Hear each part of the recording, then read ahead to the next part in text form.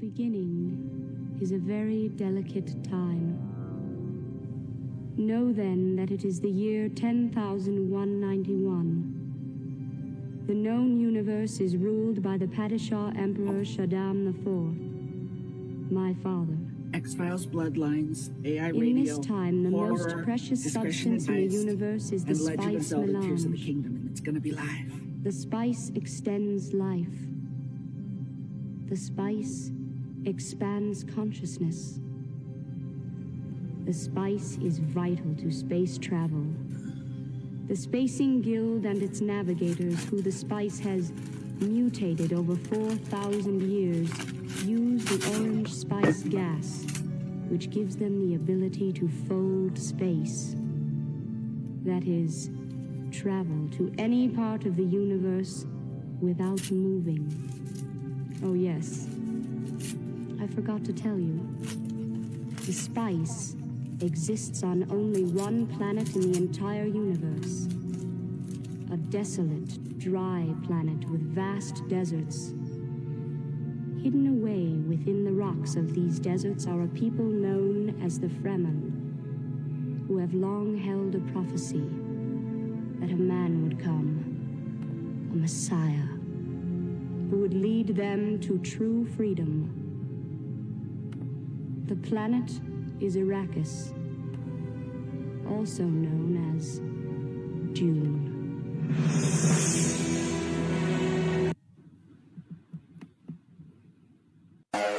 In a world where chaos reigns, and connections seem fleeting, one visionary endeavor seeks to bring us all together. Zen Theatre Live After Dark. Harnessing the transformative power of artificial intelligence, the timeless charm of radio theater. The wisdom of books, and the excitement of video games. Zen Theatre Live After Dark illuminates the path to enlightenment and fosters a sense of unity among its audience. Through this unique fusion of storytelling and interactive experiences,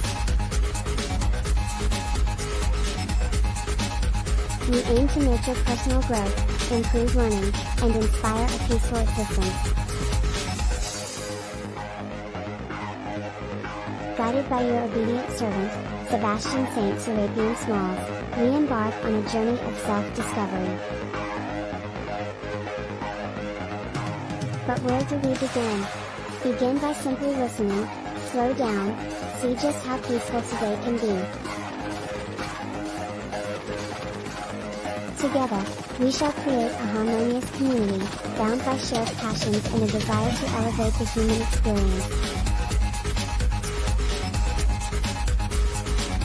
Sebastian Saint Serapian Smalls will be there, to the end of the line, my Valentine, guiding you on this journey towards a more serene and enlightened tomorrow. Catch you guys on the flip side.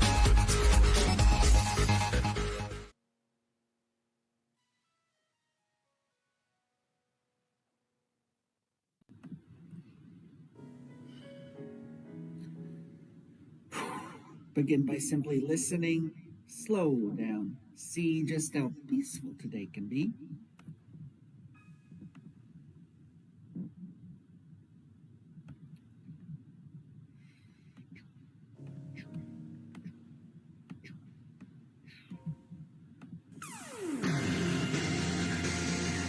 Creating his children with his eye, your obedient servant, Sebastian Saint Serapian Smalls. This is a very spooky episode. X-Files, Bloodlines, AI, horror, radio, discretion advised, and Legend of Zelda Tears of the Kingdom. Thanks so much for swinging by. Catch you on the good side of the Tesla.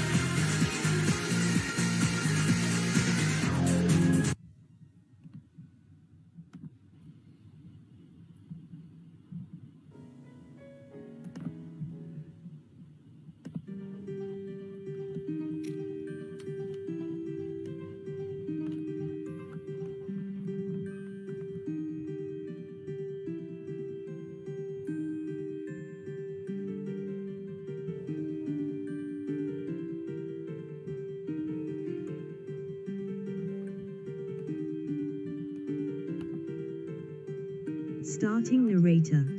The X-Files Bloodlines, a ChatGPT-4 experience, notepad window, text editor, editing. Mulder was elated, claiming that document selected. The X-Files Bloodlines, a ChatGPT-4 experience, notepad window, text editor, editing. Case notes. Entry 1. The case landed on my desk like any other, just another manila folder stamped urgent. I couldn't help but suppress a sigh as I thought about how this would inevitably lead to another one of Mulder's wild goose chases. As I read the file, I felt a familiar sense of unease. The small town of Broxton seemed to be plagued by a series of mysterious deaths, and the locals believed they were the work of a vampire.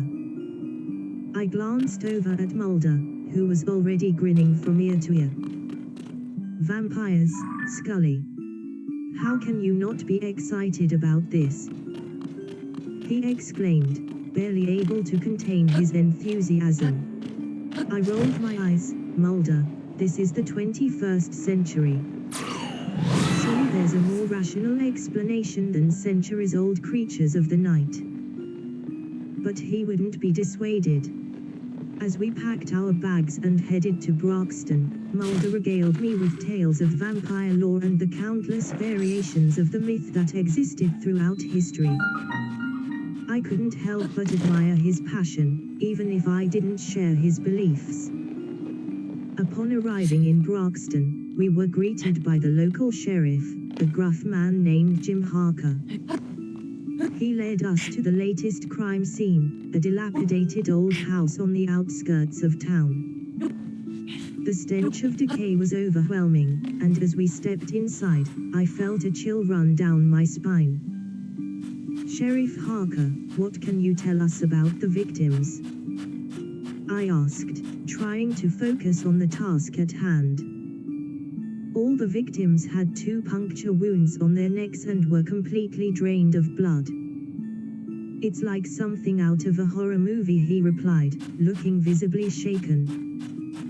Mulder's eyes lit up, and the townspeople believe a vampire is responsible. Harker nodded. Yeah, it's an old legend in this town. Some folks even claim to have seen the creature, but I never gave it much thought until now. As we examined the crime scene, I couldn't help Files Bloodlines, a ChatGPT-4. As we examined the crime scene, I couldn't help but feel an unsettling mix of fear and curiosity. I wanted to find the truth behind these deaths, but part of me was terrified of what we might discover. Little did I know that the events that would unfold would challenge my beliefs and force me to confront the darkest corners of my faith. Case notes. Entry 2. After examining the crime scene and gathering preliminary evidence, we decided to split up to cover more ground. Mulder set off to speak with witnesses who claimed to have seen the creature, while I headed to the local morgue to examine the victims' bodies in search of any scientific explanation. As I carefully inspected the bodies, I was struck by the precision of the puncture wounds on their necks.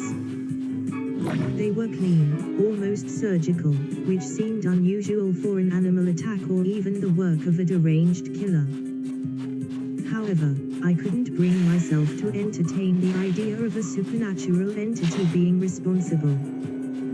Later, Mulder and I reconvened to share our findings. He was practically buzzing with excitement as he recounted the stories he had heard from the witnesses. Scully, you should have seen their faces. They were terrified. They all described the same thing at all. Pale figure with inhuman strength and speed, he said, his eyes wide with fascination. I tried to keep my skepticism in check as I responded, Mulder, we both know that eyewitness accounts can be unreliable, especially when fear is involved. People see what they want to see, or what they expect to see. He nodded, acknowledging my point, but his enthusiasm remained undimmed. I know, Scully, but something strange is happening in this town. We can't deny that. With a sigh, I shared my observations from the morgue, mentioning the peculiar precision of the puncture wounds. Mulder's eyes gleamed with a mix of fascination and horror. Those wounds could be the work of fangs, Scully, he suggested, his voice barely above a whisper. I couldn't help but feel a twinge of unease at his words. As much as I wanted to dismiss the idea of vampires, I couldn't shake the feeling that we were dealing with something beyond our understanding. And as we delved deeper into the mystery of Broxton, that feeling would only continue to grow.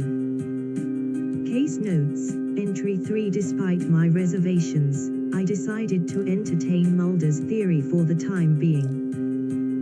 We began researching vampire lore and local legends in an attempt to understand the connection between the mysterious deaths and the town's history. Our research led us to the town's library, where we discovered a book on Broxton's folklore. It contained a story passed down through generations, about a creature that feasted on the blood of the living. According to the legend, the creature had been sighted in the town every few decades, leaving a trail of death in its wake. This chilling tale seemed to align with the pattern we had observed in the town's history. As we continued our investigation, we interviewed more townsfolk who claimed to have had encounters with the creature. They provided similar descriptions of a tall, pale figure with inhuman strength and speed. Some even claimed to have seen the creature transforming into a bat or disappearing into the shadows. Mulder, these stories are just that, stories, I argued, trying to maintain a level-headed perspective. There has to be a scientific explanation for what's happening here. But Mulder wasn't so easily swayed. Scully, sometimes the truth is stranger than fiction. We can't ignore the possibility that we're dealing with a real-life vampire. I shook my head, still struggling to accept the idea. However, our next lead would force me to confront my skepticism head-on. A local historian informed us about an old cemetery on the outskirts of town, where the alleged vampire was rumored to have been buried centuries ago. With both curiosity and trepidation, Mulder and I decided to pay the cemetery a visit, hoping it would shed some light on the dark mystery we found ourselves entangled in. Case notes, Entry 4. As Mulder and I made our way through the overgrown cemetery, I couldn't help but feel a sense of unease. The eerie silence was only broken by the sound of our footsteps crunching on the fallen leaves. We eventually found the tombstone we were looking for, an ancient, crumbling marker that bore the name of the supposed vampire. Mulder excitedly began taking photos, while I examined the grave for any signs of tampering. To my surprise, I discovered that the soil around the grave appeared to have been recently disturbed. I looked at Mulder, my skepticism momentarily wavering. Could someone be trying to dig up the body? Or maybe the body is trying to dig itself out, Mulder quipped, a hint of humor in his voice. I rolled my eyes, but I couldn't deny that the evidence was starting to lean in favor of Mulder's theory.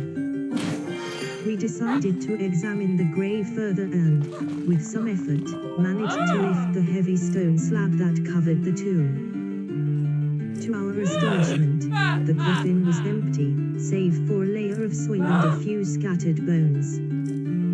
As we stood there, staring at the open grave, I found myself grappling with the possibility that something supernatural might be at play. Mulder, on the other hand, seemed more determined than ever to prove that a vampire was responsible for the deaths.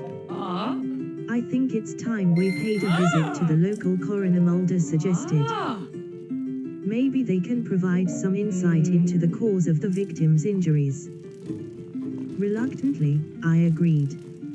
If we were going to solve this case, we needed to follow every lead, no matter how bizarre. Little did I know that our visit to the coroner would only deepen the mystery and further challenge my beliefs.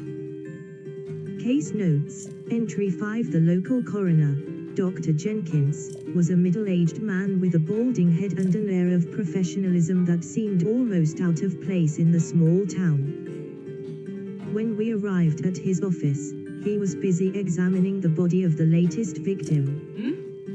As we approached, Dr. Jenkins looked up from his work and acknowledged us. Agents Mulder and Scully, I presume. I've been expecting you. Mulder wasted no time in questioning the coroner about the victim's injuries.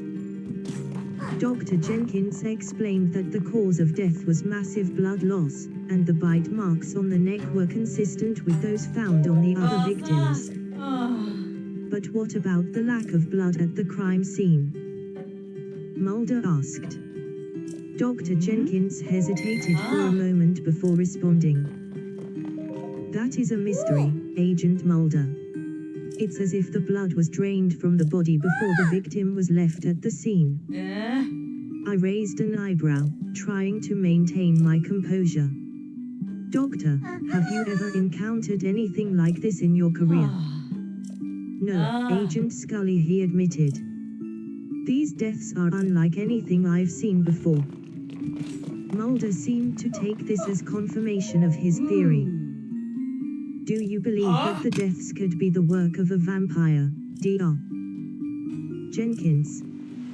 The coroner looked uncomfortable but didn't immediately dismiss the idea. It's possible, Agent Mulder. While I've never encountered a case like this before, I can't rule out the possibility of something supernatural. As we left the coroner's office, I couldn't help but feel a sense of frustration. I had been hoping that Dr. Jenkins would provide a rational explanation for the bizarre circumstances surrounding the deaths, but instead, his testimony only seemed to bolster Mulder's theory. With night falling, we decided to return to our motel and regroup. As we drove through the dark, quiet streets of the town, I couldn't shake the feeling that we were being watched. B.A. Her Bison continue. Case notes, Entry 6. The next morning, we received a tip from a local resident who claimed to have witnessed the monster in action. We arranged to meet him at a nearby diner to hear his account.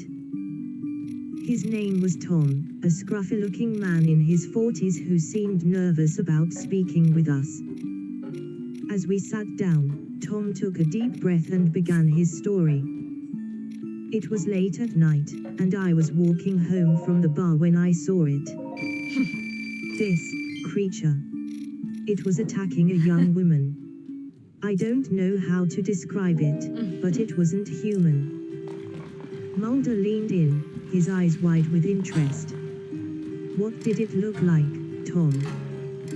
It was tall and pale, with long, sharp teeth and red eyes that seemed to glow in the dark, Tom recounted, his voice shaking. I tried to help the woman, but the creature was too strong. It looked at me for a moment, then disappeared into the shadows. I could see Mulder's excitement growing with every word, but I remained skeptical.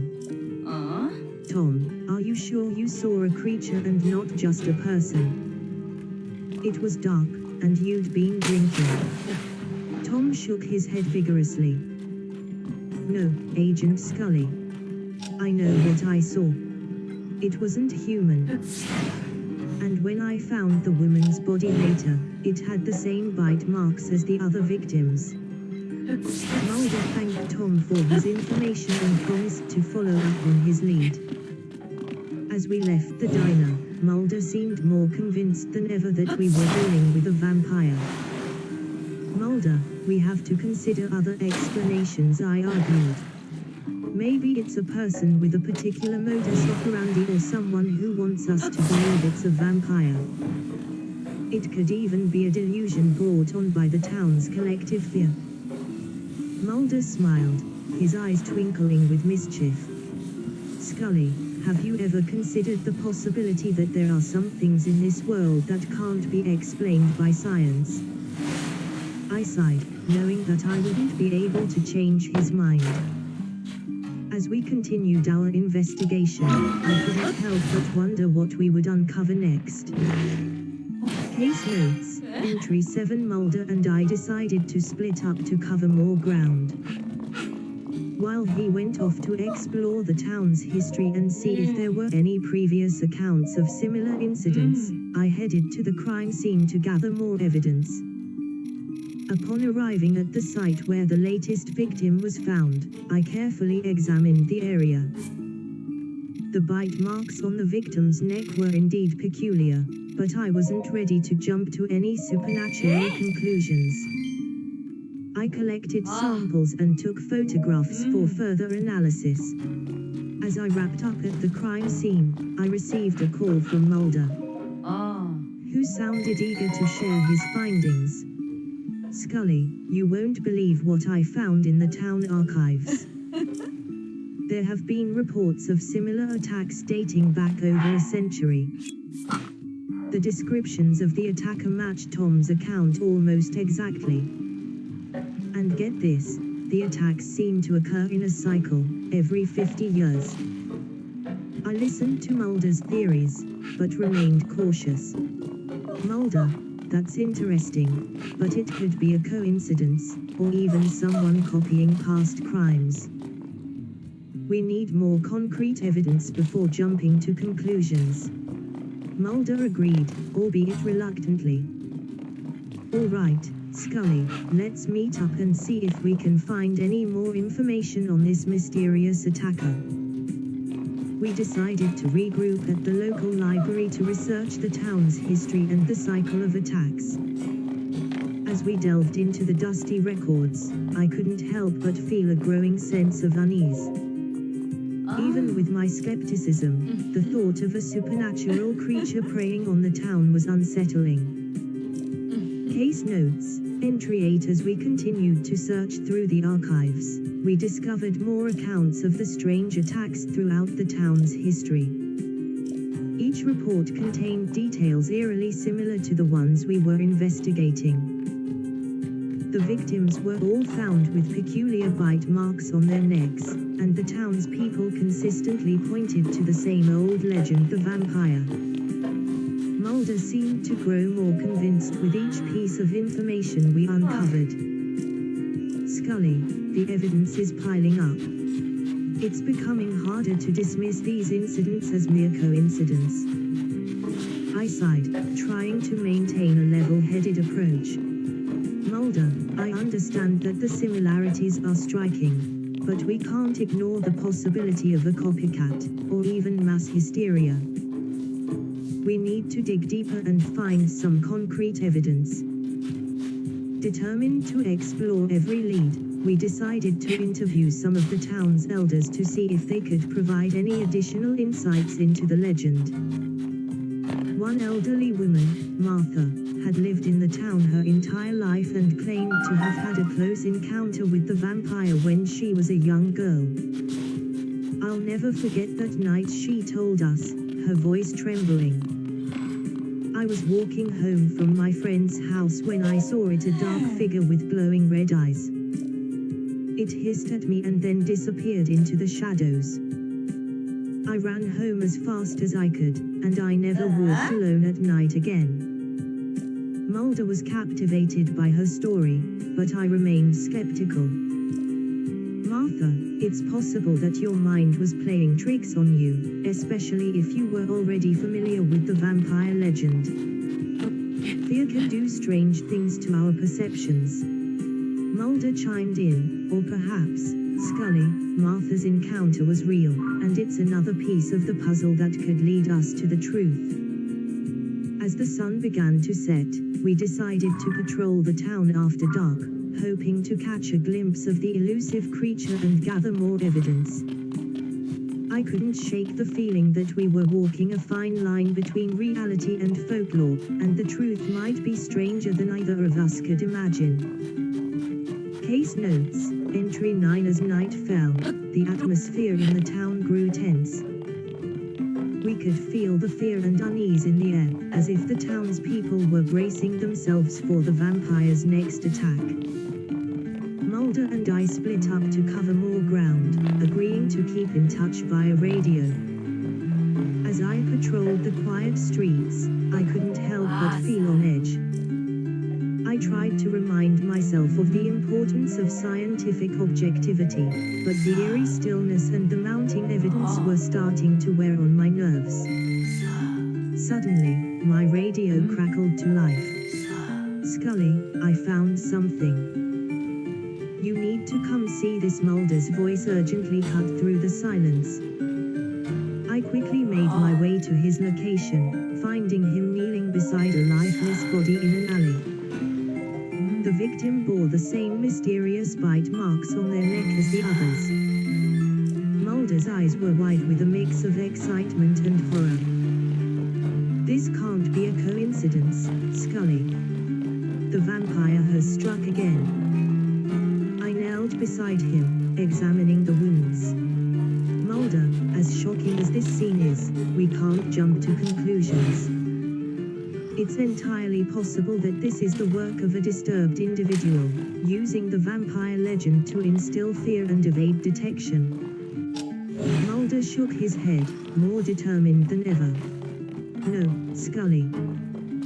I'm more convinced now than ever that we're dealing with something supernatural. We need to find this creature and stop it before it kills again." As we continued our search through the night, I found myself torn between my scientific skepticism and the unnerving realization that Mulder's theories might not be as far-fetched as I initially believed. The line between the natural and the supernatural was growing thinner by the minute, and I couldn't help but wonder what the truth behind this town's dark secret really was. Case notes, Entry 10. The next day, we delved deeper into the town's history. Our investigation led us to a small library, where the town's records were kept. We scoured through old newspaper articles, books, and town council minutes, searching for any information that might shed light on the vampire legend. While I continued to look for scientific explanations, Mulder was engrossed in the town's folklore. He found numerous accounts of vampire sightings and attacks dating back centuries. Each story was eerily similar, with victims found drained of blood and bearing the same distinctive bite marks. He was growing increasingly convinced that the town was truly under the curse of a vampire. As I leafed through the pages of an old medical journal, I stumbled upon an article about a rare blood disorder called porphyria. The symptoms of the disease included sensitivity to sunlight and a compulsion to consume blood. It was a long shot, but it offered a plausible scientific explanation for the town's vampire legend. I showed the article to Mulder, but he remained skeptical. "Scully, I appreciate your efforts to find a rational explanation, but I think we're dealing with something that goes beyond science. The legend has persisted for so long and has such a powerful hold on the town that I can't dismiss it as mere superstition." His determination, coupled with my own growing unease, left me questioning my convictions. I couldn't shake the feeling that we were on the verge of discovering something truly horrifying, and I couldn't help but wonder if my faith in science would be enough to protect us from the darkness that lay ahead. Case notes, Entry 11. Our investigation took an unexpected turn when we received a tip from a local resident, a reclusive elderly woman named Agnes. She claimed to have knowledge about the creature responsible for the recent deaths and agreed to meet with us in her home. As we sat down in her dimly lit living room, surrounded by antique furniture and the scent of old books, Agnes shared her story. She told us that she had lived in the town her entire life, and as a young girl, she had witnessed a similar string of unexplained deaths. Agnes was convinced that the creature responsible was the same one that haunted the town centuries ago. I couldn't help but be skeptical of her claims. I questioned Agnes about her sources and any evidence she could provide to support her story. She admitted that her knowledge was based on the town's oral history, passed down through generations. While I couldn't dismiss the possibility that there might be a kernel of truth to her tale, I couldn't accept it as proof of the existence of a supernatural creature. Mulder, on the other hand, listened intently to Agnes's story, his eyes wide with fascination. He asked her about the creature's appearance and behavior, trying to piece together a more complete picture of the monster we were dealing with. Agnes described it as a pale, gaunt figure with elongated fangs and a hypnotic gaze that left its victims paralyzed with fear.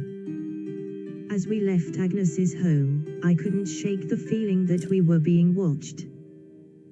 The darkness seemed to close in around us, and I found myself questioning my own skepticism. Was it possible that we were dealing with a genuine supernatural creature, or was the town's collective fear and belief in the legend fueling our imaginations? The only thing I knew for certain was that we needed to find answers and fast. Case notes, Entry 12. We decided to delve deeper into the town's history to see if we could find any connection between the current murders and the past events Agnes mentioned. At the local library, we scoured through old newspaper articles, police reports, and town records, searching for any clues that could shed light on the mysterious creature's origins. Hours of research eventually led us to a series of articles from the 1800s that detailed a string of unsolved murders bearing a striking resemblance to the ones we were investigating. The victims had been found with similar puncture wounds on their necks, and the townspeople at the time had also believed a vampire was responsible. As we continued to dig through the archives, we stumbled upon a curious piece of information. A wealthy family by the name of Van Helsing had lived in the town during the same period as the 19th century murders. According to the records, they had suddenly left the town without a trace shortly after the murders ceased. This seemed too coincidental to ignore. Mulder was excited about this discovery, convinced that the Van Helsing family had been vampire hunters who had either slain the creature or driven it into hiding. He speculated that the recent deaths indicated the creature's return, and the absence of the Van Helsings left the town vulnerable. I was hesitant to accept Mulder's theory, but the connections between the past and present cases were too strong to ignore. We needed to find out more about the Van Helsing family and their possible connection to the creature that was terrorizing the town. It was time to dig deeper into the town's dark past and uncover the secrets that had been buried for centuries. Case notes, Entry 13. We decided to pay a visit to the local historical society to see if we could find any more information on the Van Helsing family. The curator, a kindly old man named Mr. Whitmore, was more than happy to help us with our research. He led us to a dusty, dimly lit room filled with ancient manuscripts, paintings, and artifacts related to the town's history. As we sorted through the various documents and artifacts, Mr. Whitmore told us about the town's long-standing fascination with the supernatural. He explained that many residents had believed in the existence of vampires and other supernatural creatures for centuries.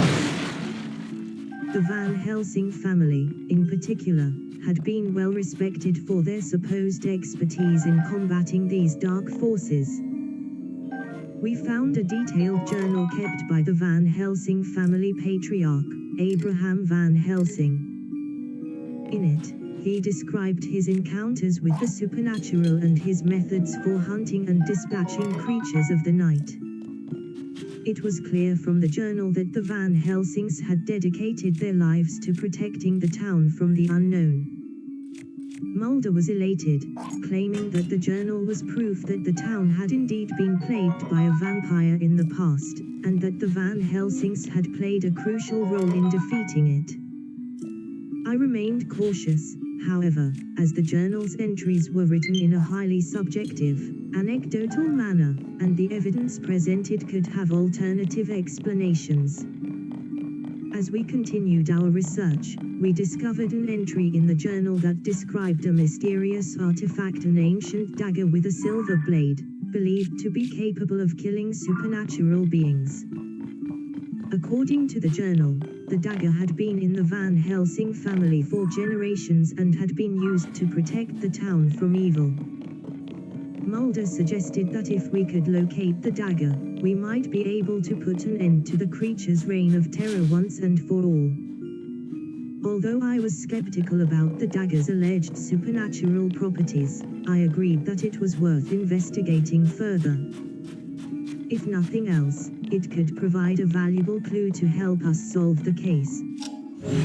Case notes, entry 14. With Mr. Whitmore's help, we managed to locate the last known address of the Van Helsing family. Their old mansion stood on the outskirts of town, seemingly abandoned for decades. The massive structure was covered in ivy, and its once grand facade now appeared eerie and dilapidated. As we approached the mansion, a shiver ran down my spine. I couldn't shake the feeling that something was watching us from the shadows. Mulder, on the other hand, seemed invigorated by the prospect of exploring the legendary vampire hunter's lair. We entered the mansion cautiously, flashlights in hand. The interior was just as decrepit as the exterior, with dust and cobwebs covering every surface. As we made our way through the dark and musty halls, I couldn't help but wonder if we were walking into a trap. Eventually, we reached the study, which appeared to be the most preserved room in the house. Shelves lined with ancient tomes and artifacts related to vampire hunting filled the space. In the center of the room, a large desk was cluttered with papers and old photographs. As we searched for the fabled dagger, Mulder stumbled upon a hidden compartment in one of the bookshelves. To our astonishment, there it was, the silver blade dagger described in the Van Helsing journal. We carefully examined the dagger, which was adorned with intricate engravings and seemed to emanate an otherworldly aura. Mulder was convinced that this weapon was the key to stopping the creature we were hunting, while I remained skeptical of its supernatural significance. Regardless, we decided to close up button. Type to Cortana, edit. The X-Files Bloodlines a ChatGPT. Regardless, we decided to take the dagger with us. At the very least, it could serve as a useful tool in our investigation. As we left the mansion, I couldn't help but feel a growing sense of unease. Would this ancient artifact truly help us bring an end to the nightmare that had befallen this small town, or were we merely chasing shadows? Only time would tell. Case notes, entry 15. We returned to the town with the dagger in our possession. I could sense Mulder's growing anticipation as we prepared to confront the monster, while I still harbored doubts about its supposed supernatural properties. Regardless, we needed to be prepared for anything. As night fell, we patrolled the town, hoping to find any signs of the creature. The streets were eerily quiet, with the townsfolk locking themselves in their homes, fearing another attack. I couldn't help but feel responsible for their fear and anxiety. We were their only hope for answers and, ultimately, peace. In the dead of night, we received a call from the local sheriff, informing us of another gruesome discovery: 2 more victims found drained of blood. We rushed to the scene, hoping to find some clue that might lead us to the monster. Upon examining the victims, it became clear that they were killed in the same manner as the previous ones. Mulder hypothesized that the creature was growing bolder, no longer concerned with hiding its tracks. I couldn't argue with his logic, but it also meant that we were running out of time to stop it. As we searched the area for any sign of the creature, Mulder noticed something unusual, a set of footprints leading away from the crime scene. They appeared human, but with subtle differences that suggested something not quite human. We followed the trail, which led us through the dark woods and to the entrance of a long-forgotten cave. The air was thick with the stench of decay, and the atmosphere felt charged with an unnatural energy. It was here, Mulder believed, that we would find our monster. With the silver dagger in hand, we ventured into the cave, uncertain of what awaited us within. As we delved deeper into the darkness, I couldn't help but wonder if we were prepared for the confrontation that was about to unfold. And if the dagger's supposed power would be enough to protect us from the unknown horrors that lurked in the shadows. Case notes, Entry 16. The deeper we ventured into the cave, the more oppressive the atmosphere became. Faint, otherworldly whispers echoed off the walls, sending chills down my spine. Mulder, however, seemed undeterred, his eyes fixed on the path ahead. As we turned a corner, we stumbled upon a cavernous chamber, illuminated by a dim, flickering light. In the center of the chamber stood a figure, hunched over and shrouded in darkness. As we approached, the figure turned to face us, revealing its monstrous visage. It was a horrifying blend of human and beast, with elongated fangs and bloodshot to recognize the weapon, and a hint of fear flickered in its eyes. We had found the monster, and it was time to end its reign of terror. The battle that ensued was as harrowing as it was chaotic. The creature lunged at us with supernatural speed, forcing us to rely on our instincts and training to avoid its deadly strikes. As we fought, I noticed a pattern in the creature's movements, a weakness that we could exploit. In a moment of clarity, I realized that the creature was unable to bear the sight of the silver dagger. I shouted this observation to Mulder, who nodded in understanding. With a determined expression, he raised the dagger and thrust it toward the creature, forcing it to recoil in pain. Seizing the opportunity, Mulder lunged forward, plunging the dagger into the monster's heart. It shrieked in agony as its body convulsed, and then, suddenly, it disintegrated into a cloud of ash. We stood in the chamber, our breathing heavy, as the realization of our victory washed over us. We had faced the supernatural and emerged victorious, thanks to a combination of our skills and the ancient dagger. As we exited the cave, I reflected on the strange events that had transpired. While I still struggled to reconcile my beliefs with the evidence I had witnessed, I couldn't deny the reality of what we had faced. Perhaps there were mysteries in the world that defied explanation, even for someone like me, grounded in science and reason. We left the town, knowing that we had brought an end to the monster's reign of terror.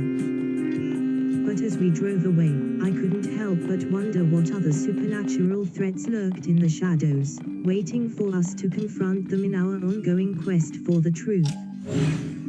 Case notes, Entry 17. Back at the FBI headquarters, we prepared our report on the case, carefully detailing the events that had transpired in the small town.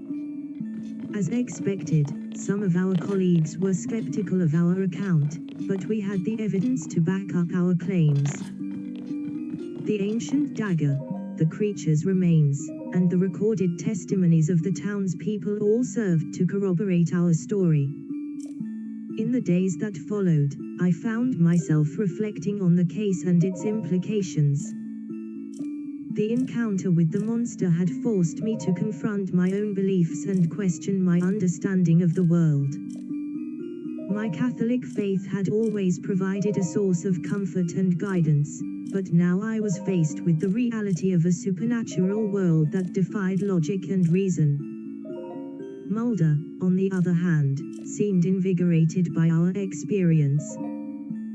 He continued to dive headfirst into the X-Files, searching for more evidence of the paranormal and the unexplained. His unwavering belief in the existence of the supernatural had been validated, and he was more determined than ever to uncover the truth. As we closed the chapter in this case, I couldn't help but feel a sense of unease. We had faced a horrifying supernatural threat and emerged victorious, but at what cost? The lines between science, faith, and the paranormal had become blurred, and I found myself questioning my own convictions. As I sat at my desk, pondering these thoughts, I added a final note to my case file. Our encounter with the monster has left me with more questions than answers.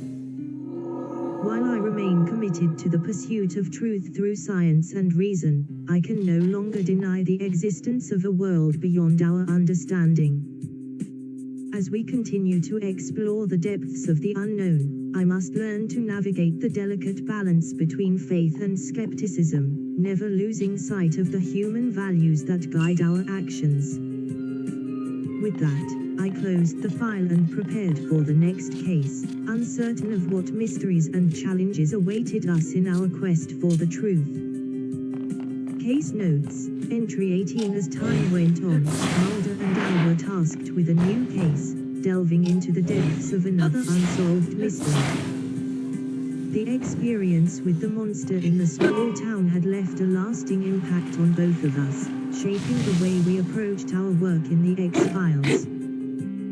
One day, while we were in the office, Mulder shared a news article about a series of unexplained phenomena occurring in another remote location. He looked at me, his eyes filled with excitement and anticipation. "Scully, I think we've found our next case," he said, handing me the article. As I read through the report, my skepticism began to creep in, but I couldn't help but feel a certain curiosity about the events described. I knew that our previous encounter had opened my mind to possibilities I had never considered before.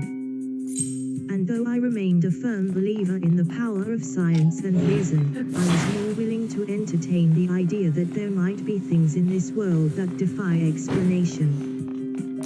"We'll need to approach this case with an open mind," Mulder, I said, looking up from the article. "But we must also remember to follow the evidence and not let our beliefs cloud our judgment."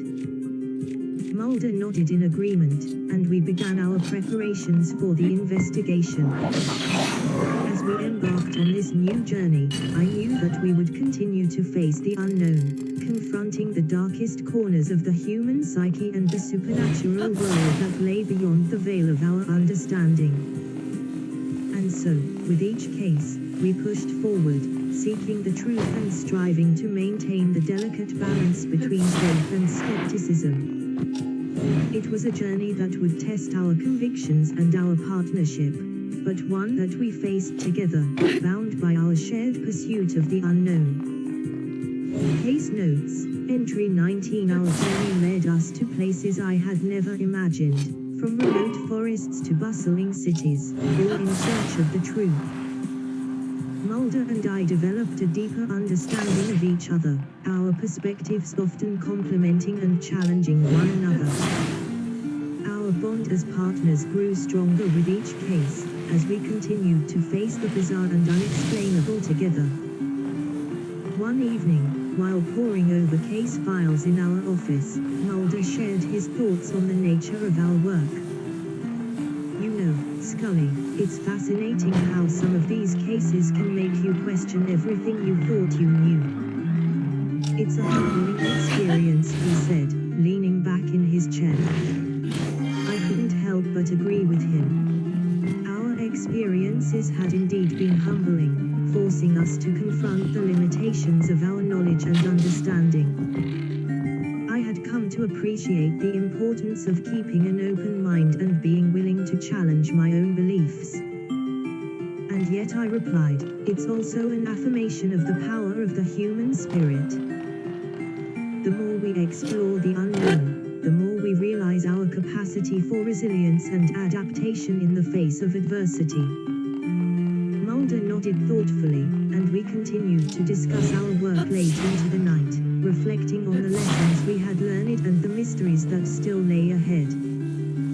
As we closed yet another case file, I felt a renewed sense of purpose in our pursuit of the X-Files.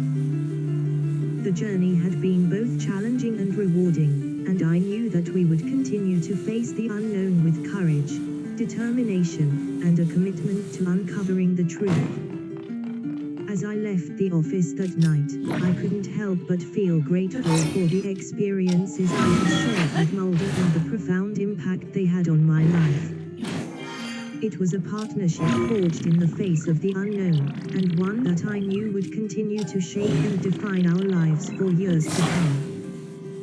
Case notes, entry 20. With each new case, I found myself increasingly fascinated by the interconnected web of mysteries and anomalies that seemed to permeate our world.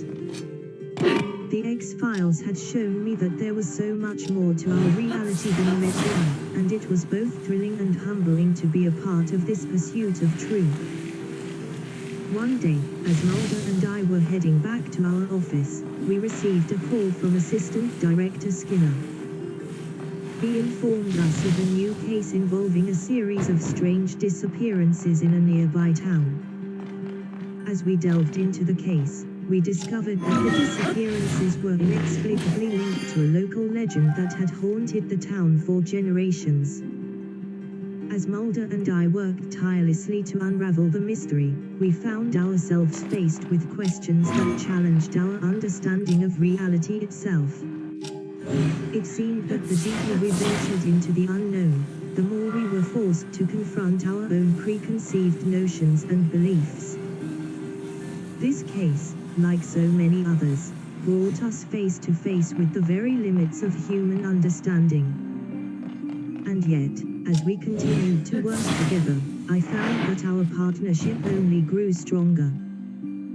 Our differing perspectives and approaches to the unknown allowed us to challenge and learn from one another, ultimately bringing us closer to the truth. As the case drew to a close, I found myself reflecting on the incredible journey that Mulder and I had embarked upon together.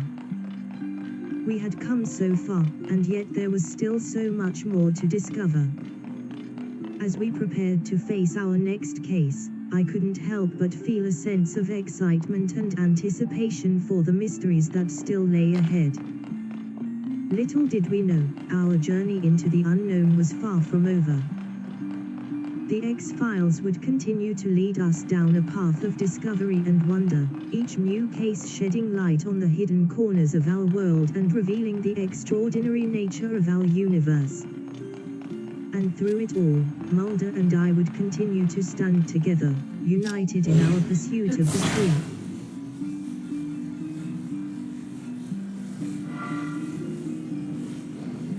Search all windows. Exiting narrator.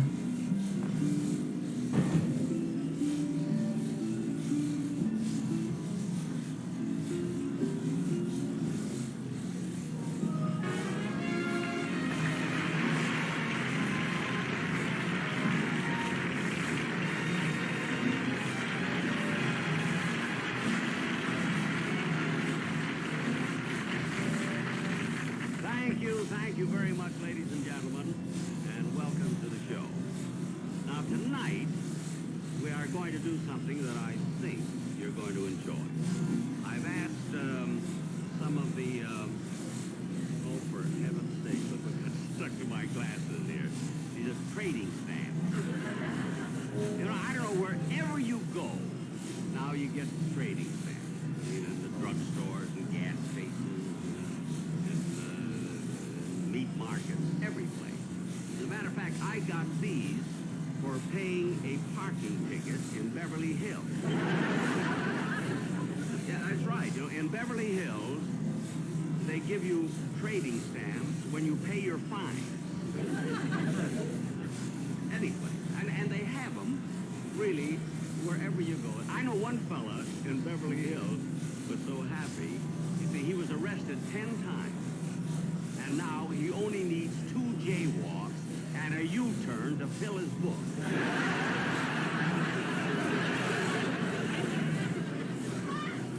But they do. Gosh, you can't go any place you get these. My pockets have been full of these trading stamps. And the other day, I will tell you something I did. I put, by mistake, some on a letter that I mailed. And it was so embarrassing. I mean, the post office was very nice about it. So they didn't mail my letter, but they sent me a percolator.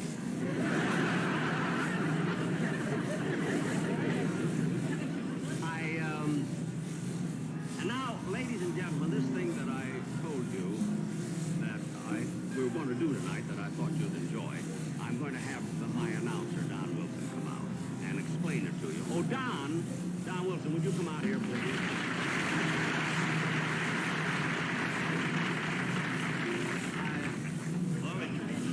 Harlow.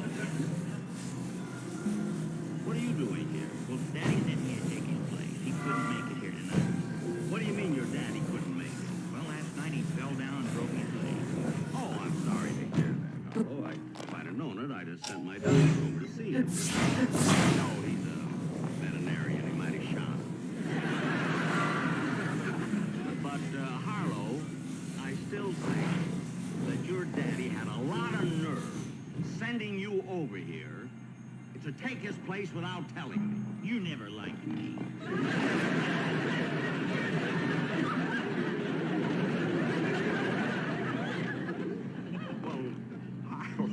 I haven't got anything against you personally, you know, but this is a big show. I owe something to my sponsor, to my public.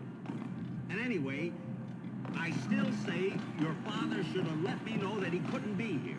He was afraid to. Why? 2 years ago, when he had pneumonia, he told you about it, but you made him come to the studio anyway. Harlow. By the time he got home, we had to take him to the hospital. Well, how did I know it was going to be? Anyway, Harlow, look. As long as your dad isn't here, I'll have to take him. But, Mr. Benny, give me a chance. I can announce as well as my brother. Oh, Harlow, no, look at that. I've been going to an elocution school that teaches all the latest things. Listen. How now, brown cow? How now, green cow? How now, purple cow? How now, chartreuse cow? Wait a minute. Brown cow, purple cow? I mean, we're color television.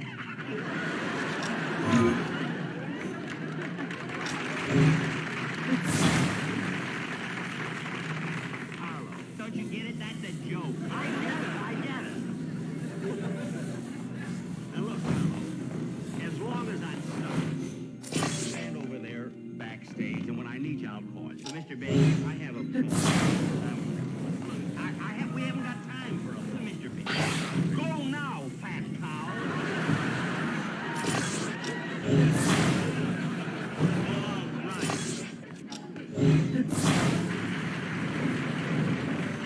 You know, I really can't get mad at that kid. Because, I don't know, I've known him for such a long time, since he was a little boy. You know, was actually, he learned to walk when he was 3 weeks old. That's a fact. He had to. Nobody could pick him up.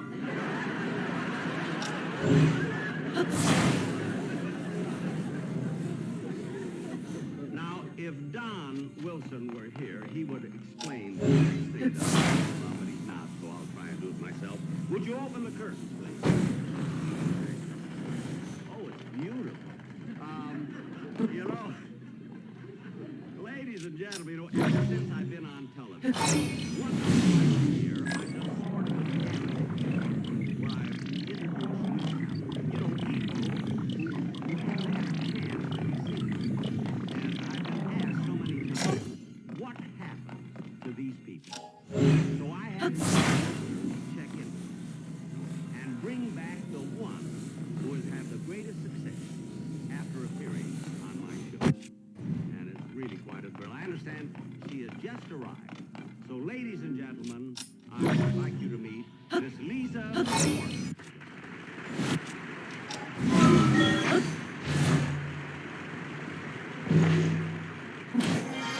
Porter. I must say, it's very nice. If I recall, when you appeared on my show, that time as an amateur then, of course, that you sang an opera number, didn't you? Yes, that's true. I sang One Kiss from New Moon, and that's what started me on my career. Well, I'm awfully glad. Of course, might have had at that time viewers who didn't watch that show or hear you sing that number. So would you mind doing it now?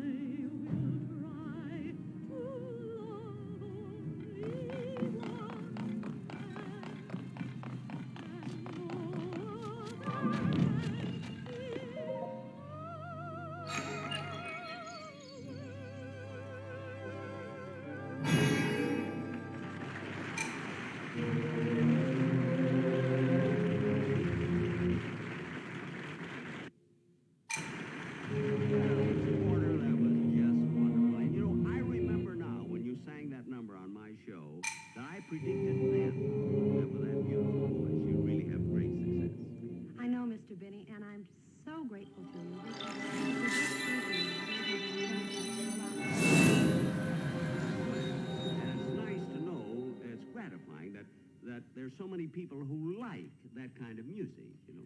Well, a lot of people do. However, you know, when you tour extensively, you have to make certain adjustments in your repertoire in order to have a broader appeal. Oh, that's understandable. As a matter of fact, the number that's requested the most of me is my rendition of Body and Soul.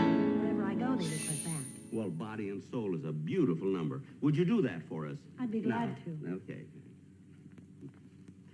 Mr. Merrick, if you please.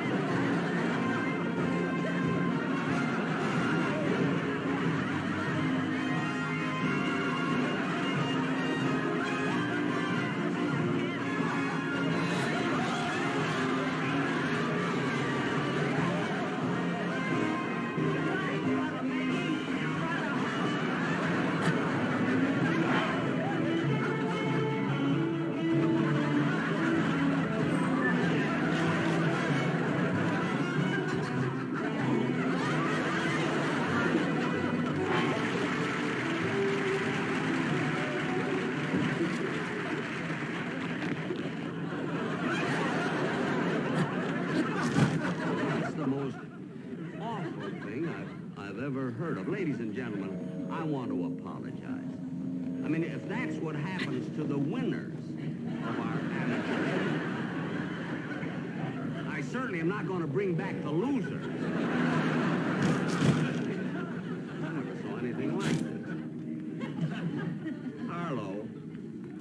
Harlow, if you want to be on a big show like this, you've got to use your head. Now, look, when I ask you to bring out the screen, you put it in front of me. Now, any moron would have put it in front of her instead of me. You're so right. Harlow, do me a favor. Don't aggravate me and get off the stage. You never did like me. Harlow, I do like you. Then why don't you let me read my poem? Because we haven't got time for it. It's very short and I wrote it myself. Well, maybe it'll calm things down for a while here. All right. It's called An Ode to California. An ode to California? All right, go ahead. It's over with. An Ode to California. C is for the climate that we're blessed with. A is for the air so bright. Where's he been? L is for the lazy life we live here. I is for Il Segundo's soup. That's El Segundo, not Il Segundo, unless you're right there. F is for the freeways we have miles of. O is for the oranges in. R is for the riptides in the ocean. N is for the nose with which we sneeze. What's that got to do with California? I is for the islands. A is for the actors on TV. Put them all together, they spell California, the state where only smog is free.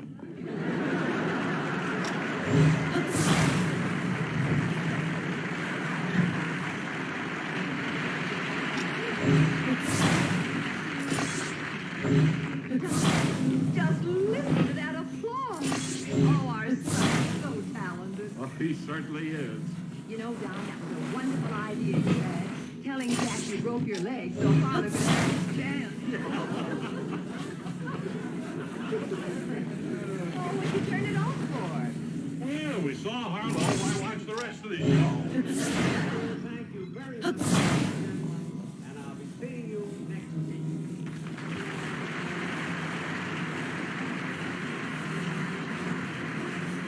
Great show, Mr. Benny.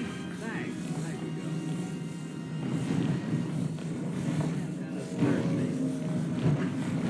Benny.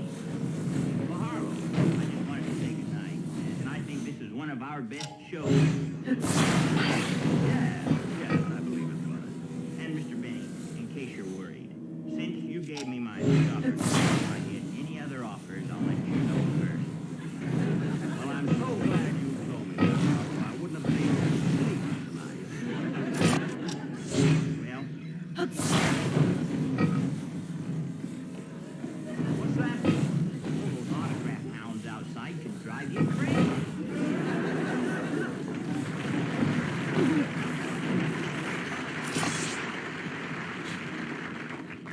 What a character that guy is. Autograph bound for you.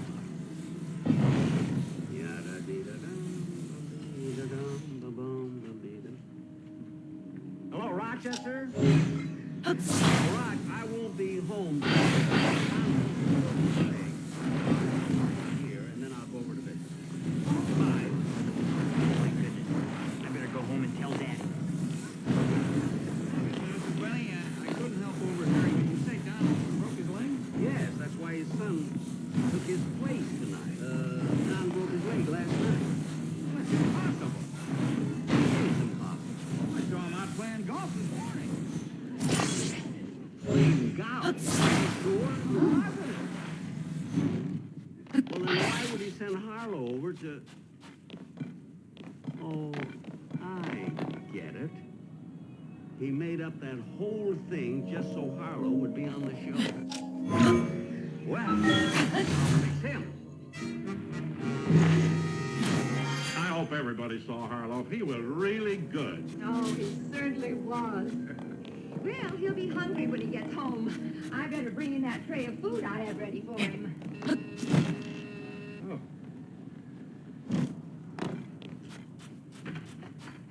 I'm sorry, but we don't want to... Whoa! Harlow! Well, I didn't recognize you with your dark glasses on. Who is here?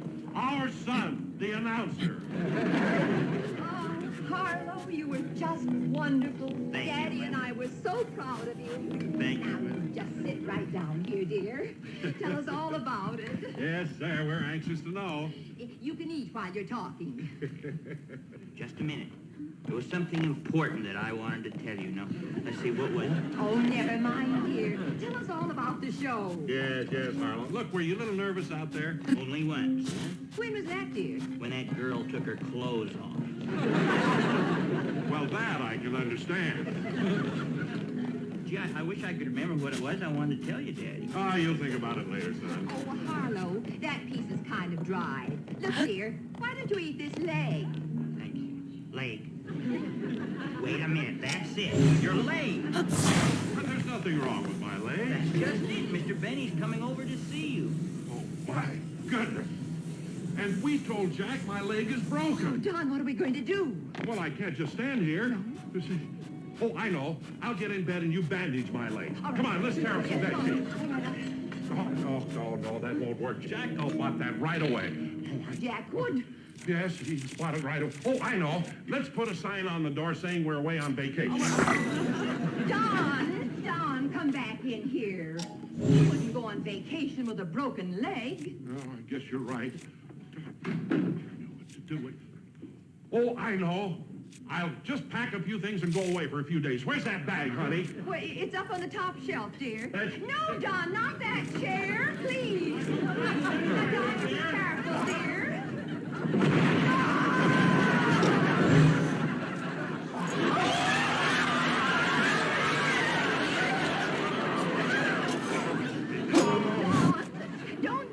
Don't just lie there. Jack will be here any minute. Oh, my leg.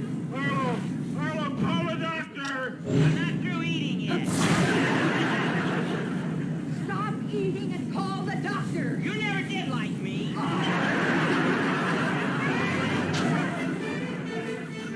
Well, it couldn't have been much worse, you know. It's only broken in 3 places. Places. Yeah, this is the place, and this is the place, and this is the place. Well, I think so. I mix up a batch of stuff with what I make a cast. And don't move that leg. You hear that? Stay still. Mrs. Wilson, please. Where do you keep here the kitchen? Oh, this way.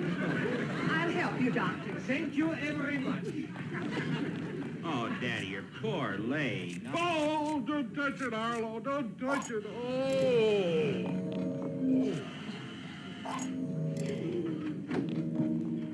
Oh, hello, Mr. Benny. Hello, Harlow. I came to visit your father. Or is he out playing golf? No, Daddy's on the couch. He broke his leg. Oh, yes. I forgot about that, Don, about your breaking your leg. Do you feel, Oh,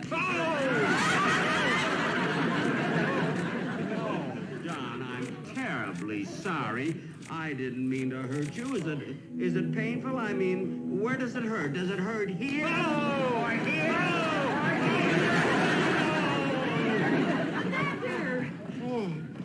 Oh, Lois, haven't you heard? Don broke his leg. In fact, that's why Harlow had to come over and do the show. But I'll say one thing. Even though Harlow was very, very good, there's no one like gold. What are you doing? Oh, darling, did he hurt your leg? Well, I'll say one thing for you folks. When you put on an act, you really rehearse it. There's a beautiful picture of a concerned wife with her suffering husband. But, Jack, you don't understand. well, I got all the stuff here to make a cast for the leg. I'll be with you in a ship. Brother, couldn't you at least be original? I mean, did you have to go and cast a doctor with a German accent and a phony beard? Don't do that! That beard is real. Of course it's real. Und I am real. I am Dr. Schlesinger. Dr. Schlesinger? Yes, sir. Well, that's the name of my doctor. That is my brother, the veterinarian.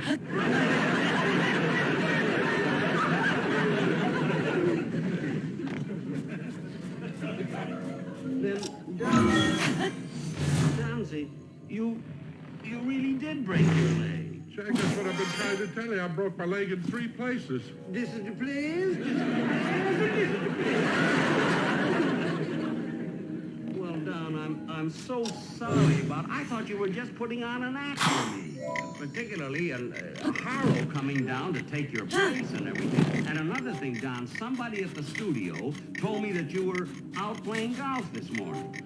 Well, Jack, I have a confession to make. I really didn't break my leg last night, but like any good father, I wanted my son to have a chance, so I pretended to break my leg so I could get on your show. Well, then why is your leg broken now? Well, just a little while ago when I found out you were coming here, I fell off a chair and I really broke my leg.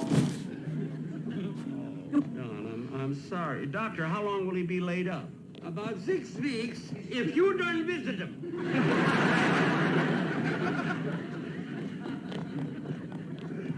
Well, Don, since you told the truth and you're so concerned about your son having a job on my show, I'll tell you what. Harlow, you can be the announcer on my show for the next 6 weeks. Oh, Daddy! Mr. Benny's gonna let me be the announcer. Oh, Benny, I'm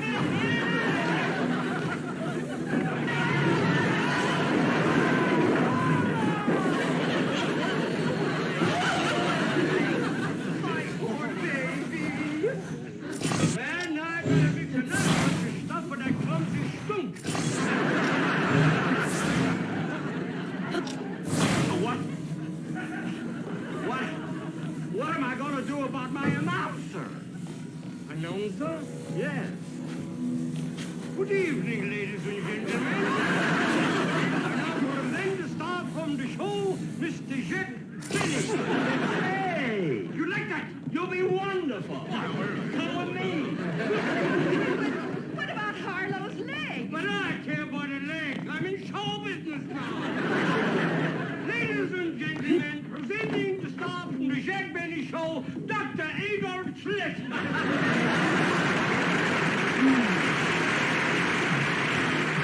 We'll be back in just a moment, but first...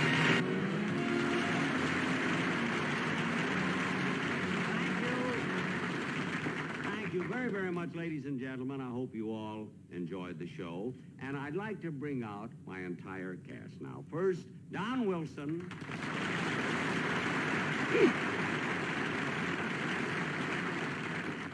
His wife, Lois. Their son, Harlow. And that wonderful Beverly Hills.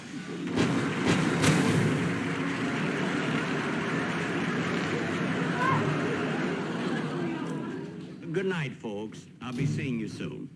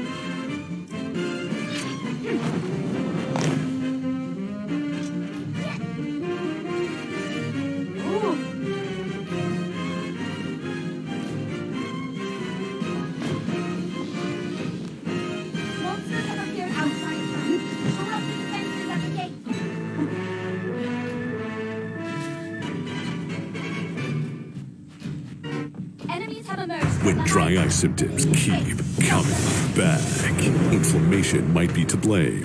Over-the-counter eye drops can provide temporary relief. Zydra can provide lasting relief. It targets inflammation that can cause dry eye disease. Zydra treats the signs and symptoms of dry eye disease. Don't use if you're allergic to Zydra. Common side effects include eye irritation, discomfort or blurred vision, and unusual taste sensation. Why wait? Ask your doctor about a 90-day prescription and pay as little as $0. Zydra. From Television City in Hollywood.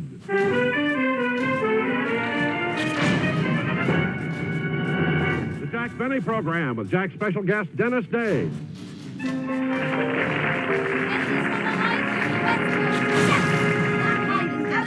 As you may have read, for the past few weeks, the star of our show has been touring the Orient, where he visited such colorful places as Kowloon, Tokyo, Bangkok.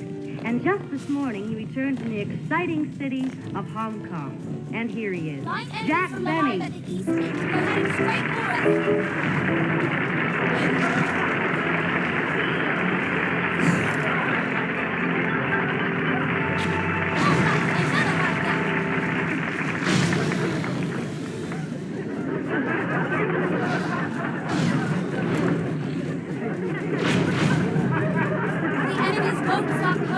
Thank you very, very much, ladies and gentlemen, and welcome to our show.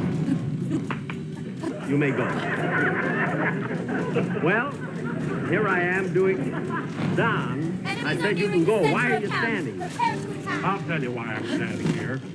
You've got a lot of nerve making a dignified man like me do a thing like this.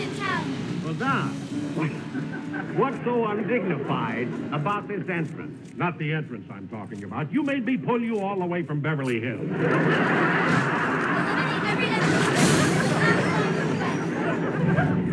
So what? All I know is every time you go on a trip, I am the one who suffers. When you came back from Alaska, I had to drag you in here on a dog sled. We've still got the whiplash. Don. And when you came back from Venice, I had to paddle you in here in a gondola. Well, Don, I've got news for you. Next year, I'm going to India, where everybody rides on an elephant, so watch it, brother.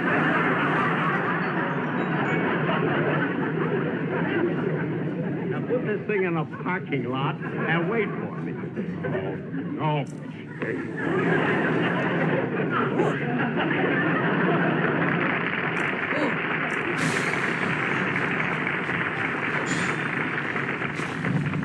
Dress rehearsal, he said, undignified. But,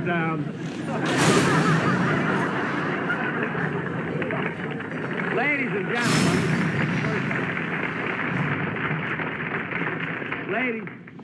ladies, I must tell you that Don, you know the reason Don is angry, and that's because he didn't take this trip with me, right? And I don't blame him, because I had the most wonderful time. What a trip it was. I went to Honolulu first, you see, and then I went to Tokyo and Hong Kong. And, of course, Hong Kong is the place where everybody goes shopping because the prices there, they're so cheap, it's absolutely ridiculous. It's amazing the things that people will buy that they cannot absolutely use just because it's cheap. I did the same thing, you know. I came home with 24 flagpoles.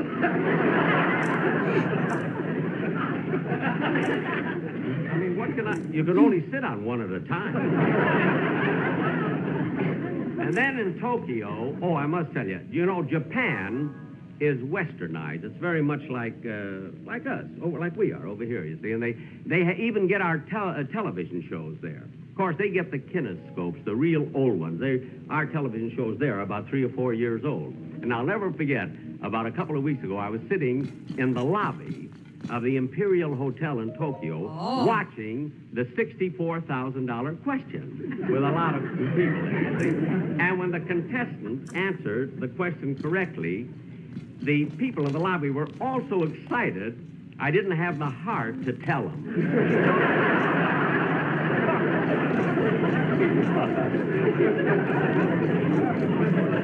Of course, I'd like to tell you more about my trip, but then I think I've said enough to make it deductible.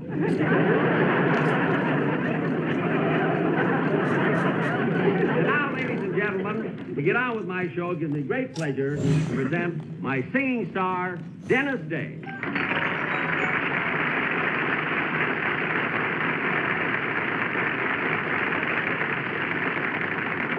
Thank you very much, ladies and gentlemen, for my song tonight. I'd like to sing a song. Dennis, wait a minute. Before you sing, there's something I'd like to say to you. You do? Yeah.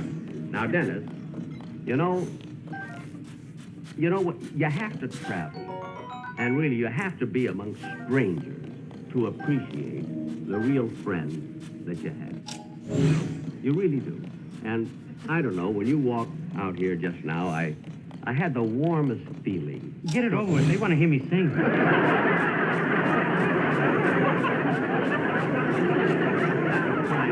Mr. Cake, here I've been thinking about you, worrying about you for weeks. You didn't even ask me about my trip. Where you going?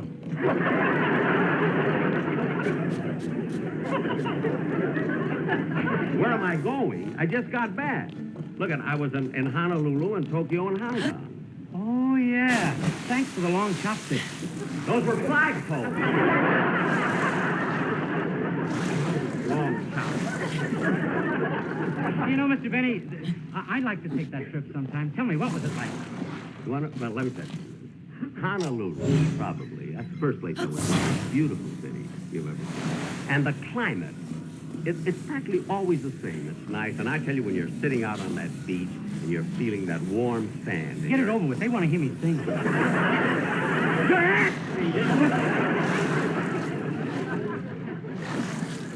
Now, don't ask me any more questions and go ahead and do your song with it. Okay. He's the only guy I know that can take a 3-week vacation and ruin it in a minute and a half.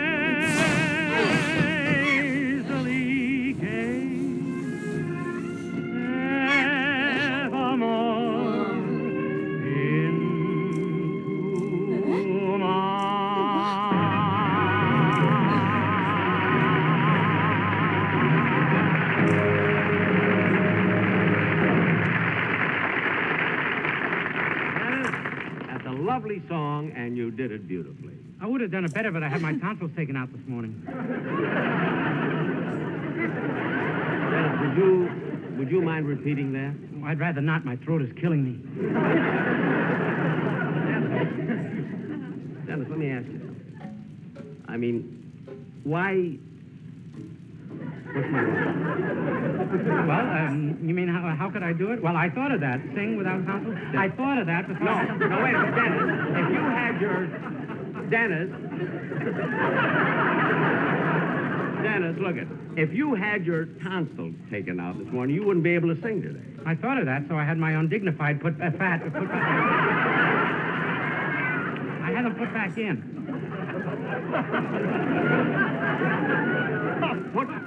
Put back in? How could they... I've got contact tonsils.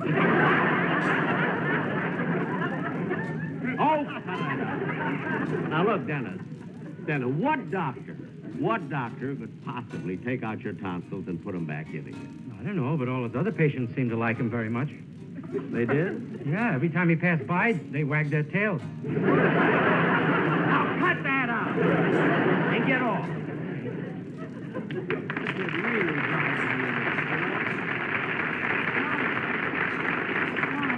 If you had told me that earlier, I wouldn't have to come all the way from New York. Well, I'm really sorry about it, Joyce, but I didn't know about it until yesterday. Oh, hello, Joyce. Wait, what's the trouble? Well, Jack, as you know, I came 3,000 miles to tell everybody about the new Lux Beauty Soap in this sparkling new wrapper, and to say that it actually prevents blemishes, purifies your skin, and gives you a beautifully clear complexion. Well, Don, don't you want the people to hear that? Oh, certainly I do, Jack, but look, let me ask you something, Jack.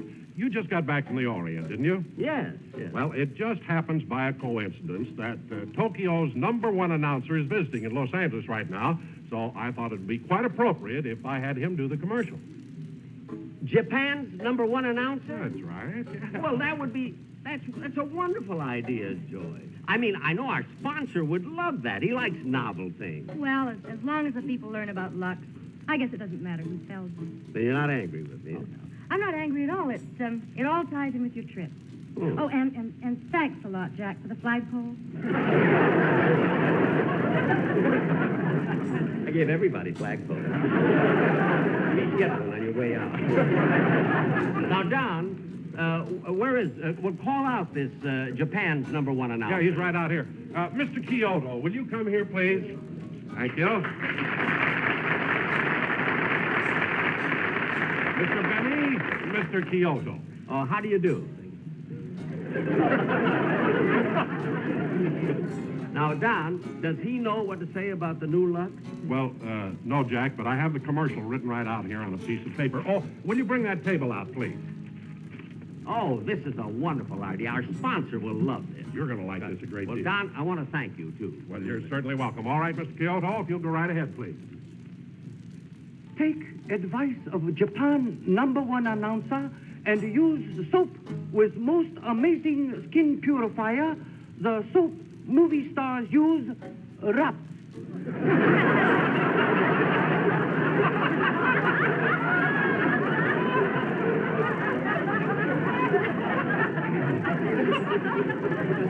Rocks? Use rocks to get a beautiful complexion. Yes, go to favorite store and buy lots of rocks.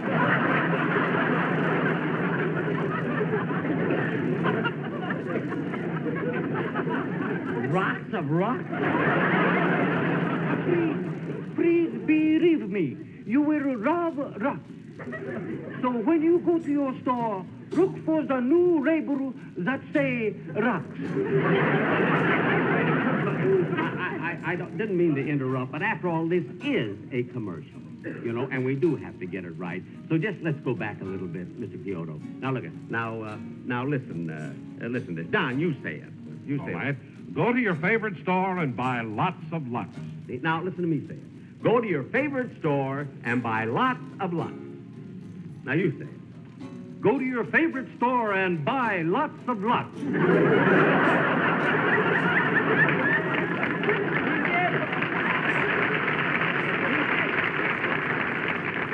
Look, you said it right. I mean, what went wrong the first time? Well, that's what's written on the paper. Your crazy writers think that all Japanese say lots of rock.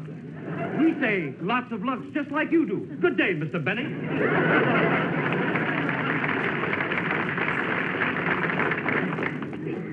Don. I'll go. Sayonara. Hey, undefatable, go. That Don Wilson, he's got more nerve than Governor Long. You know, ladies and gentlemen, you know, every time I come back from a trip, I always have this kind of trouble with Don Wilson, with Dennis. I'd have been better off if I'd have stayed in Hong Kong.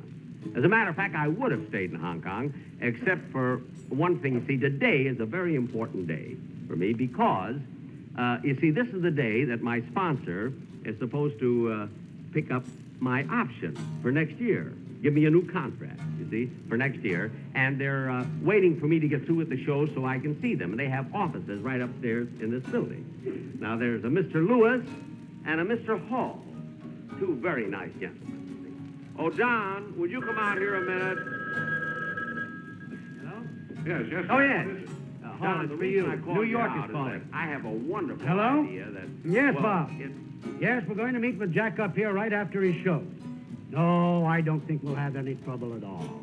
We'll wrap this thing up. We ought to be home by Wednesday. Bye-bye. Well, hi, gentlemen. Jack, what are you doing up here? Your program is still on the air. I know. You see, I'll tell you what. I left Don Wilson there to take care of the show. you know, because I thought it'd be a wonderful idea if I came up here, we all signed the contract for next year, you see. Then I could go back on the stage, show it to the audience, and they'll be thrilled that I'm going to be with another year. Now, let's sign the contract. Well, Jack, wait a minute. What? What's the matter? What? Well, Jack...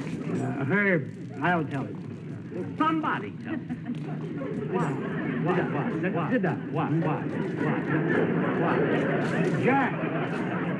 Now, Jack, this isn't one man's opinion or a hasty decision. Now, we've had many meetings. And, well, come to the point, we don't feel you've been giving us the laughs we deserve for the kind of money we've been paying.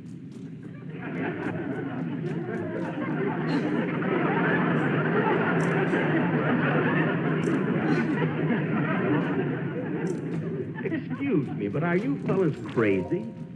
You were watching my program just now. Didn't you hear those laughs? Didn't you hear those screams? We're glad you brought that up, Jack. What? Sit down.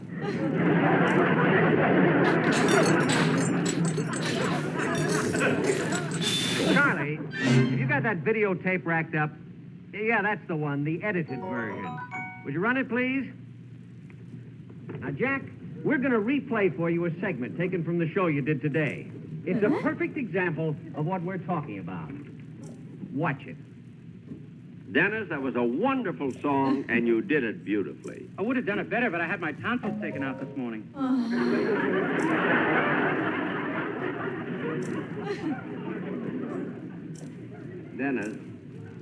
Dennis, would you mind repeating that? I'd rather not. My throat is killing me. Wait a minute. If you had your tonsils out, you wouldn't have been able to sing today. I thought of that, so I had them put back in.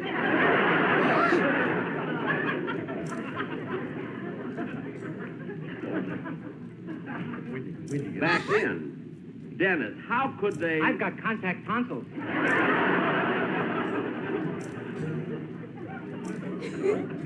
Oh, stop being silly.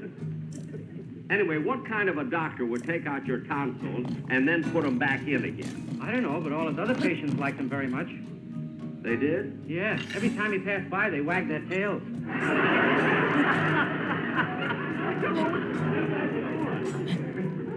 Now cut that out. Now stop it. Oh, fellas. Really? I don't know what's the matter with you two tonight. You heard the laughs. You heard those screams. Sure there were laughs. Sure there were screams. But we're saying you didn't get them. I didn't get... What are you talking of? I'll show you. Sit down. Again.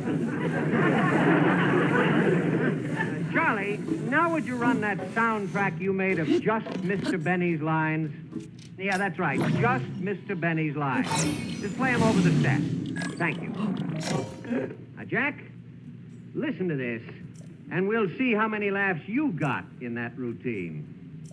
Dennis, that was a wonderful song, and you did it beautifully. Dennis, would you mind repeating that? Wait a minute. If you had your tonsils out, you wouldn't have been able to sing today. Back in? Dennis, how could they...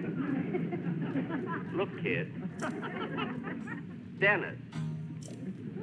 Stop being silly. Anyway, what kind of a doctor would take out your tonsils and put them back in again? They did? Look, Dennis. Dennis. Look, kid. What's up? Now cut that out.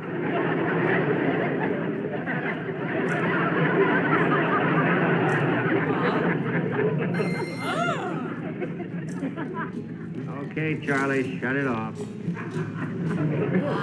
Look, Charlie, I said shut it off. But look. Oh, I'm sorry. That was you. Yes, that was me live from Television City. Well, you weren't very funny, were you, Jack? No, I guess I wasn't. Oh. Gee, I never realized. Hard to believe you've been getting away with this for 25 years. 26.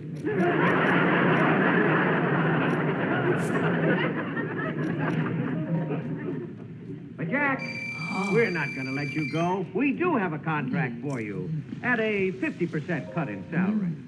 See, only a 50% cut? Oh, that's wonderful. Thank you. Thank you very, very much. I certainly appreciate... Hey, wait. What's the matter with you? And what's the matter with you? Sure, Dennis Day gets laughs. Everybody gets laughs on my program. And you know why? I'll tell you why. Because while they're out there telling those jokes, I'm standing right alongside them. Me! And after each joke, I stand up there and I turn my head like this and stare at them. That's what gets the laugh. That's what gets it. And I'm not taking any 50% cut. Well, of course, that's up to you, Jack. We'll just sign up the rest of the company and play along without you. Ha! Play along without me? You need me. Oh, do we? Yes.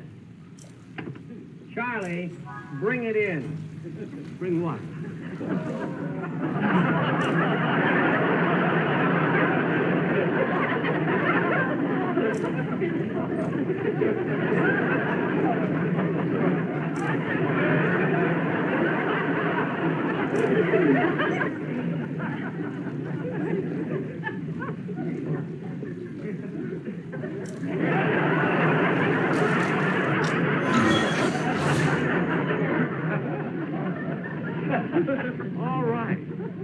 All right, so you got a dummy that looks like me. But I mean, how are they going to know that dummy is me? Where's is the life? Where's the personality? That's what I'd like to know. Oh, Mr. Benny, there's something I want to ask you. When you get... Wait a minute, I'm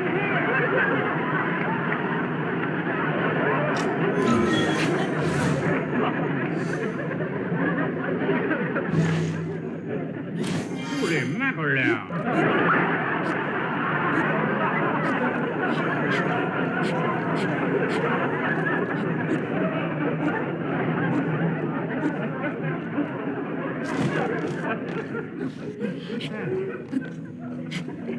Well, look, all right, so you've got a dummy. You got a dummy that looks like me. You got a dummy that maybe, but show me, how can that dummy get laughs like that? Sure he can. Watch. Now, Dennis, you stand here right next to the dummy. And I want you to repeat some of the lines you did on today's show. The lines you said right after Mr. Benny told you how beautiful your song is. Oh, okay. Thanks, Mr. Benny. I would have done it better, but I had my tonsils taken out this morning.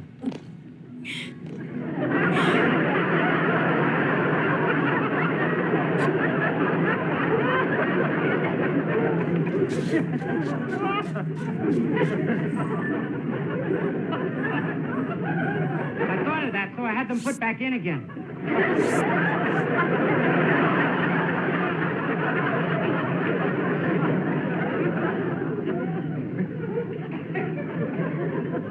I've got contact tonsils.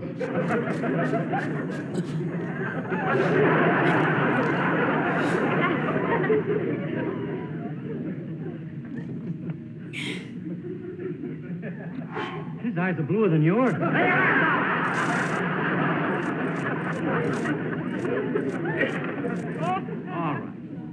All right, look. So you got a dummy that looks like me and maybe even works like I do. Oh, he works better than you do.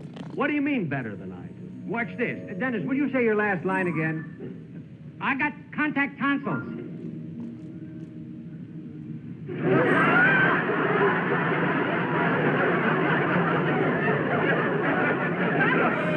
Well, I've never tried that. Well, Jack, you still think we need you? Well, maybe you don't need me. But let me ask you something. Who would you rather have sell your product? A funny comedian like that?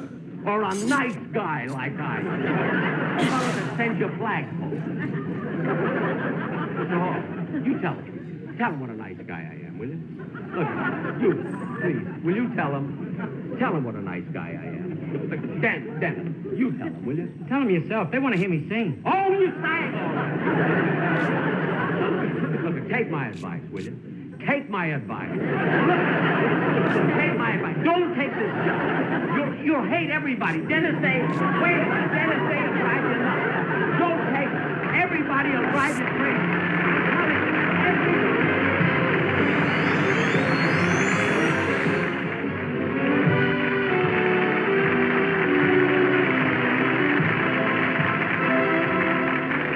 Thank you very, very much, ladies and gentlemen. I hope you did enjoy the show. And I want to tell you something. They're really not firing me or anything. I have a contract for next season with the same sponsors. And for the first time in television, I'm going to be on every week instead of every other week.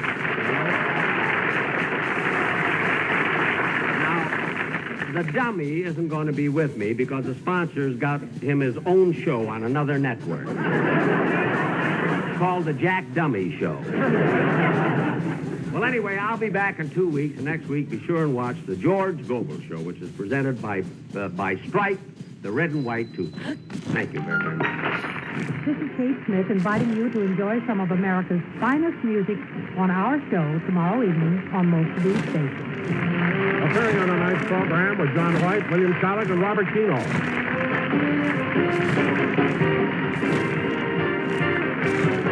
The Jack Benny program is a J&M production.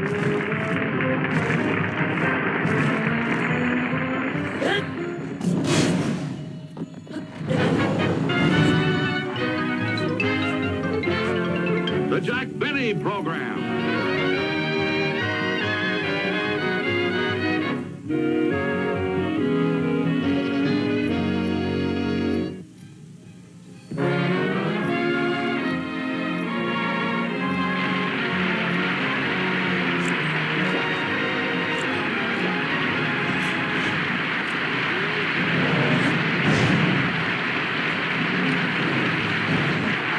Thank you very, very much, ladies and gentlemen, and welcome to the show.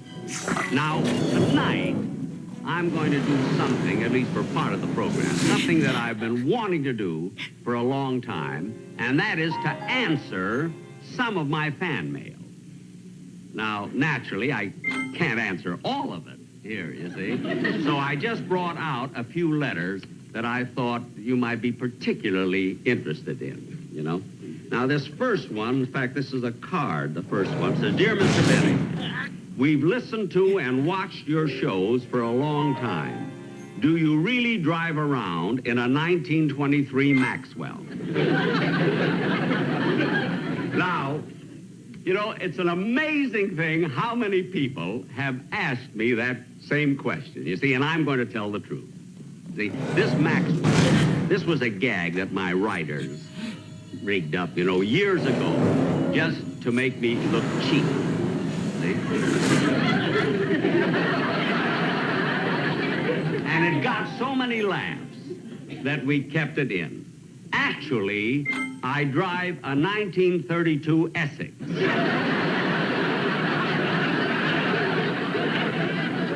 I hope this won't ruin my stingy character, but when I bought the car, I even went for the toolbox on the running board.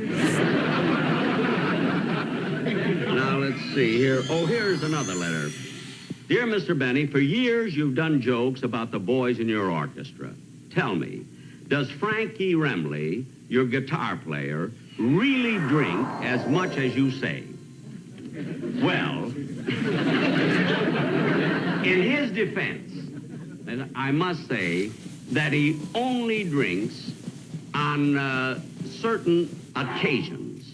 You see, celebrating certain occasions. Like, for instance, today, he celebrated the planting of trout in Sespe Creek.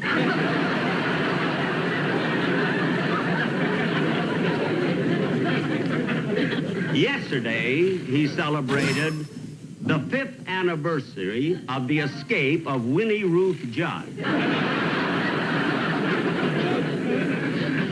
And tomorrow he has a dilly.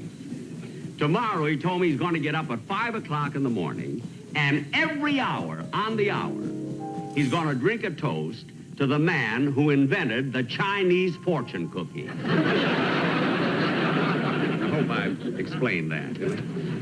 Here's another letter here. Dear Mr. Benny, I've never written a letter like this before. In fact, it took me 5 years to get up the nerve to write this. What I want to know is, when are you going to pay your dental bill?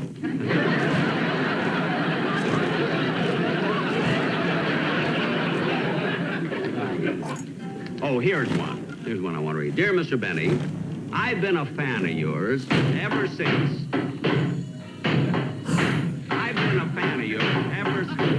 Hey, wait a minute. What's going on here? Open the curtain, will you please? Wait a minute, fellas. Wait a minute. Hold it. Wait a minute. I mean, what are you doing? What are we doing? Can't you see our tones?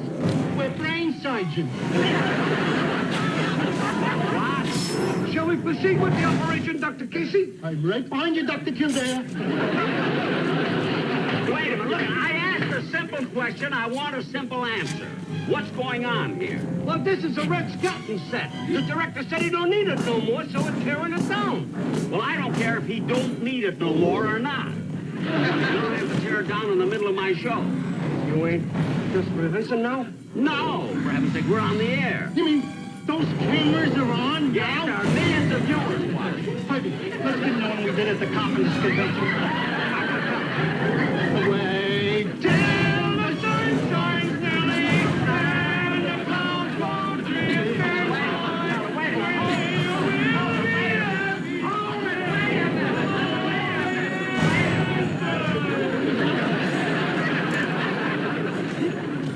Look, I'll do the entertaining here. You just get the set down and do it quietly, will you please? Okay, we'll put on our rubber gloves and do a tippy-toe. Just don't make any noise. That's all right. Now, close the curtains, will you please? For heaven's sake. Now, here's this letter that I've started. Oh, yes. You know, I can't understand it. Other people put on shows, other people, they have no problems. I have to run into frick and frack. Says, Dear Mr. Benny, I've been a fan of yours ever since 1944 when you went through the South Pacific with a USO show and entertained us on New Guinea. The singing star you had with us was Martha Tilton. She was just great, and I'd give anything to see you and Martha together again because it would bring back memories of when I was in the Army. P.S. Don't read my name on the air. My wife thinks I'm missing in action.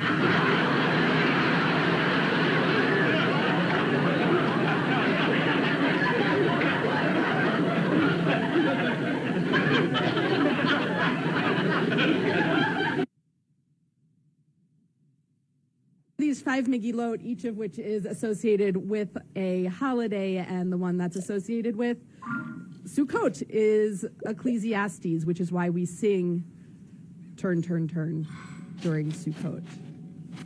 We will continue on page 125.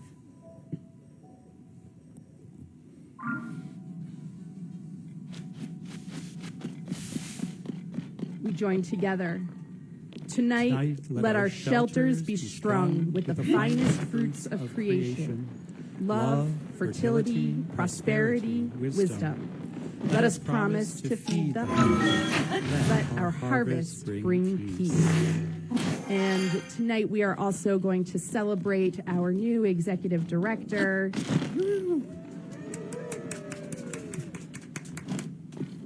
Who is in part in charge of making sure that our building is not quite as gross as this one.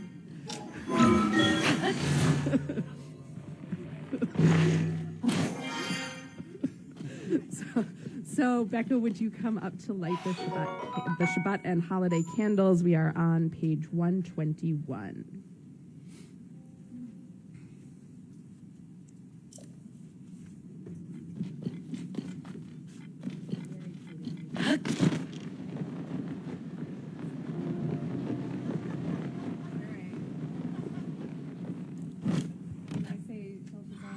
Michelle Yoden. Oh, we'll see. Okay.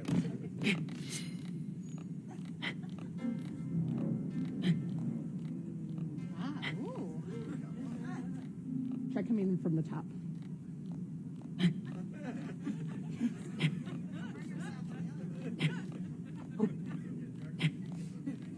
Does it have a switch? Does someone want to run to my office and get one that actually works? There. It just needs the touch of the rabbit. Wow. We join together. Baruch atah Adonai Eloheinu melech haolam asher kiddushanu b'mitzvotav v'tzivanu lehadlik ner shel Shabbat v'shel Yom Tov.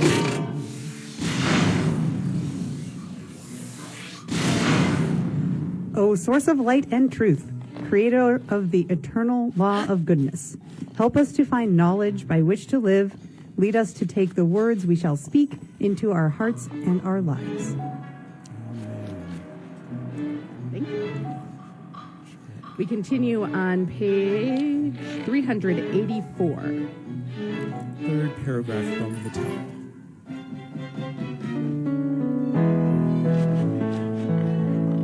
Shiru Adonai haaretz, Shiru Adonai shir chadash, Shiru Adonai kol haaretz, Shiru Adonai shir chadash. Sing unto God all the earth a new song. I will sing unto God a new song. Sing unto God and we'll all sing all the earth a new song unto God. Shiru Adonai kol haaretz, Shiru Adonai shir chadash. I will sing unto God a new song.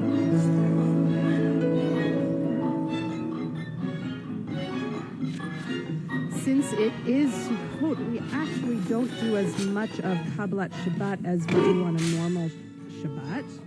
But we will sing from Psalm 92, and my pages have turned on me, so we are on 126. And we're at the paragraph break, halfway through. So we Yes, at the indent.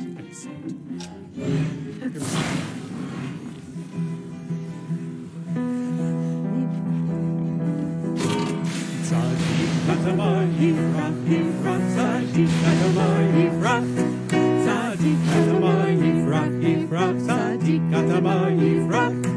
Ke'erez balvanon yizge, ke'erez balvanon yizge, ke'erez balvanon yizge, yizge, ke'erez balvanon, ke'erez balvanon yizge, ke'erez balvanon yizge, ke'erez balvanon yizge, yizge. Tzadik katamar yifrach, yifrach, tzadik katamar yifrach, tzadik katamar yifrach, yifrach, tzadik katamar yifrach. Ke'erez balvanon yizge, ke'erez balvanon yizge, ke'erez balvanon yizge, yizge.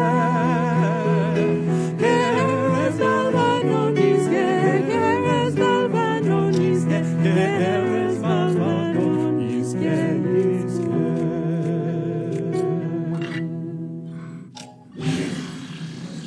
It is also a nice coincidence that the tamar, anyone know what a tamar is? It's a date palm, which is what makes up the spine, the centerpiece of our lulav. We continue on 129, poem by the Israeli poet Leah Goldberg. bless you.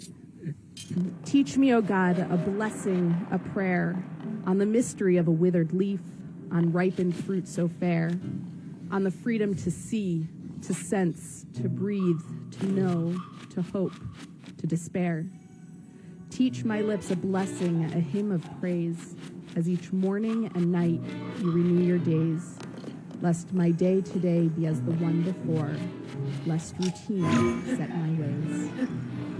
Page 130, please rise and body your spirit for Barfu.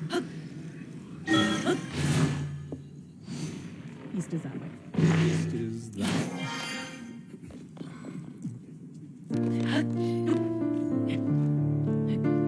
Ya la la, ya la la la la, ya la la la la la. Oh ya la la, ya la la la la, ya la la la la la. Ya la la la la la, ya la la la la.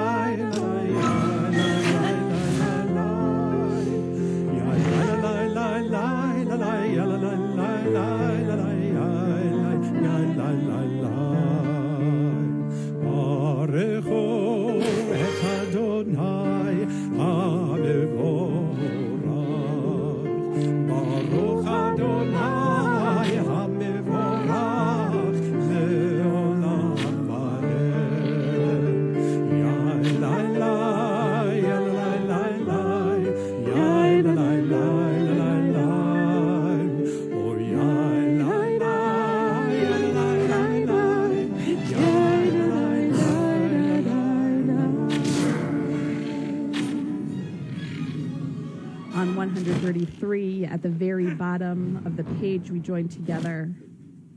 The colors of early evening sky blend and deepen, allowing new lights to be seen, twinkling through the branches, the promise that in darkness new light will be revealed. Baruch atah Adonai Hama'ariv Aravim. 134.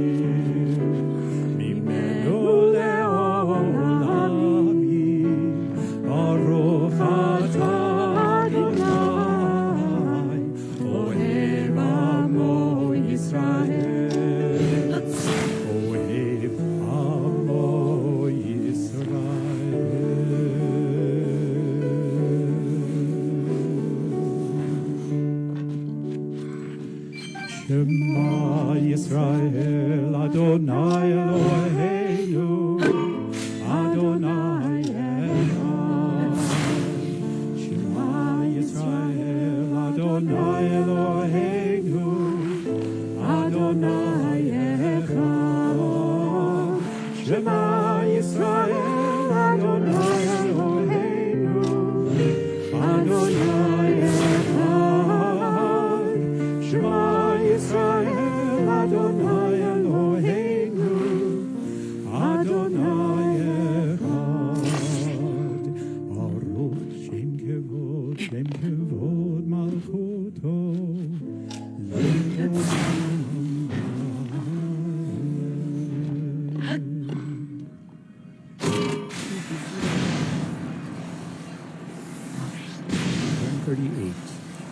ואהבתם את אדוני אלוהיך בכל לבבך ובכל נפשך ובכל מאודיך.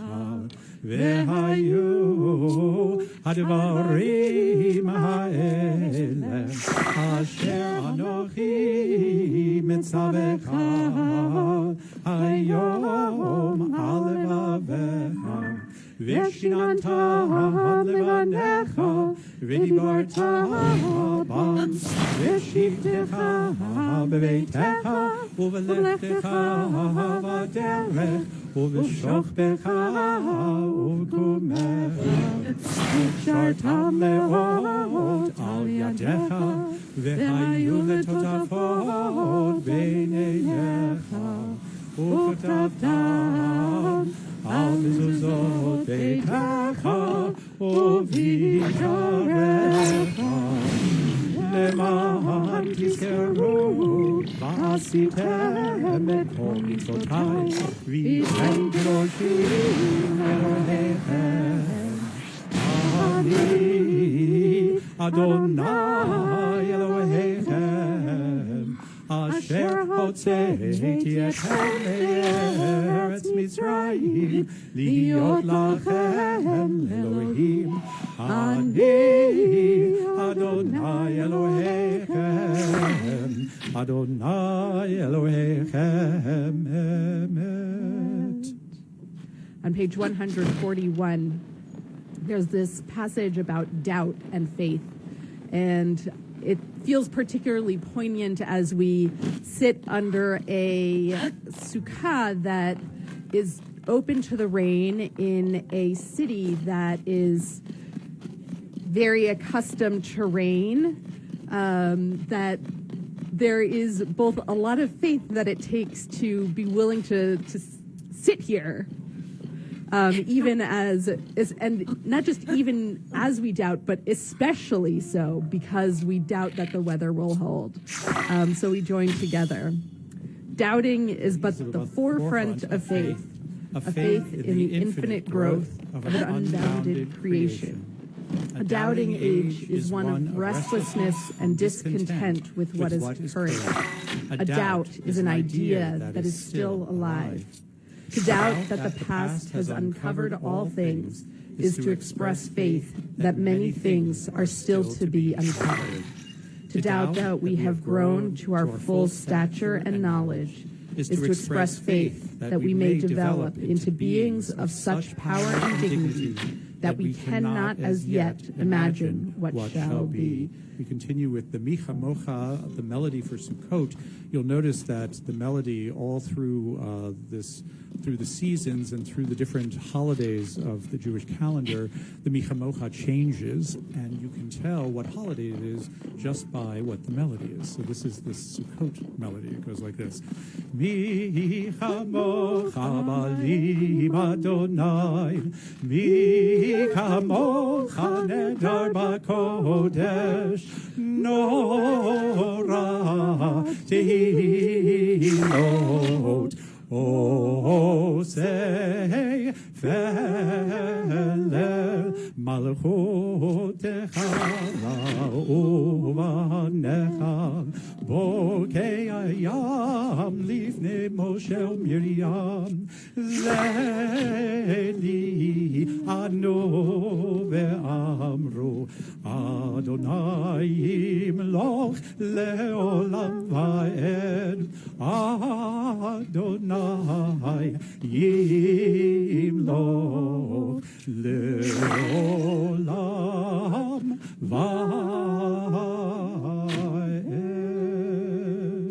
V'nemar kifad Adonai et Yaakov, u'galo miyad chazak mimenu, baruch ata Adonai Ga'al Yisrael.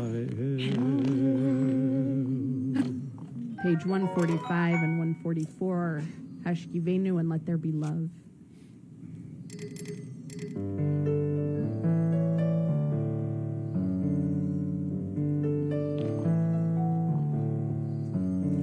Let there be love, and understanding among us. Let peace and friendship be our shelter from life's storms. Let there be love and understanding among us. Let peace and friendship be our shelter from life's storms. Hashkivenu, Adonai Eloheinu. Hashkivenu, Leshalom. Let there be love and understanding among us. Let peace and friendship be our shelter from life's storms. Hashkivenu, Adonai Eloheinu. Hashkivenu, Leshalom. Hashkivenu, understanding among us. Hashkivenu, peace and friendship be our shelter from life's storms. Let there be love and understanding among us. Let peace and friendship be our shelter from life's storms. Let there be love and understanding among us. Let peace and friendship be our shelter from life's storms. Baruch atah Adonai, haporei sukat shalom aleinu ve'al kol amo Yisrael ve'al Yerushalayim. Page 146. V'shamru b'nei Yisrael et ha-Shabbat, la'asot et ha-Shabbat לדורותם ברית עולם. ושמרו בני ישראל את השבת, לעשות את השבת לדורותם ברית עולם. ביני ובין בני ישראל אותי לעולם, אותי לעולם. ושמרו בני ישראל את השבת, לעשות את השבת לדורותם ברית עולם. כי ששת ימים עשה אדוני את השמיים ואת הארץ, ושמרו בני ישראל את השבת, לעשות את השבת לדורותם ברית עולם. וביום השביעי שבת וינפש, שבת וינפש, שבת וינפש. ושמרו בני ישראל את השבת, לעשות את השבת לדורותם ברית עולם. ושמרו בני ישראל את השבת, לעשות את השבת לדורותם ברית עולם. Vaydaber Moshe et Modei Adonai el Bnei Yisrael, and Moses declared the appointed festivals of Adonai to the people of Israel. Please rise for the Amidah on page 140, on page 204. And you'll notice that we're going to do a reading after Giverot before Kiddushah. this evening, just so that you know, and I'll try and slow us down. We begin on 204. Whoops.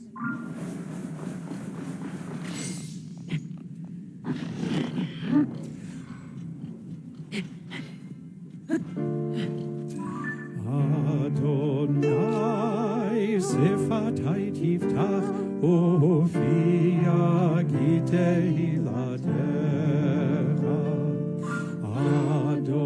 Adonai, open up my lips that my mouth may declare your praise. Baruch atah Adonai Eloheinu, Elohei Avoteinu ve'imoteinu, Elohei Abraham, Elohei Yitzhak, Elohei Yaakov, Elohei Sarah, Elohei Rivka, Elohei Rachel, Elohei Leah, Ha'el Hagadol, Hagibor V'Adorah, El Elyon, Gomel Chasadim Tovim, V'Konei Hakol, V'Zocher Chaspei Avot V'Imahot, U'Mevi Geula Livnei Bneihem, Leman Shemo Be'ahavam, Melech Ozer U'Moshiach U'Magen, Baruch Atah Adonai, Magen Avraham, V'Ezrat Sarah, Atah Gibor Le'olam Adonai, Mechayeh HaKol Atah Ram Le'Hoshia, Morid Hatal, Mechalkel Chaim Bechesed, Mechayeh HaKol Berachamim Rabim, Zomer Noflim Verofei Cholim, Umatir Asurim, Umekayeh Bemunato, Lishenei Amar, Ichamot Habal Uro, Umido Melach, Melech Nimit Umechayeh, Umatzmiach Yeshua, V'ne'eman Atah L'achayot HaKol, Baruch Atah Adonai, Mechayeh HaKol. Don't turn the page. On 209, we offer responsibly. Your might, O God, renews the earth. With dewdrops of life and blessings, let the earth be illumined and blessed. With dewdrops of joy and delight, let the earth rejoice and sing out. With dewdrops of life and well-being, let the earth be revived and improved. With dewdrops of redemption, let the earth be redeemed. Livracha velo liklala, l'chaim velo lamavet, l'sova velo l'razon, for blessing and not for curse, for life and not death, for abundance, not want. On the next page. Ata kadosh v'shimcha kadosh u'kedoshim lecho yom yahallelu chasela baruch atah Adonai ha'el hakadosh. We continue with our private prayers through page 229. When you're finished with your prayers, you may be seated.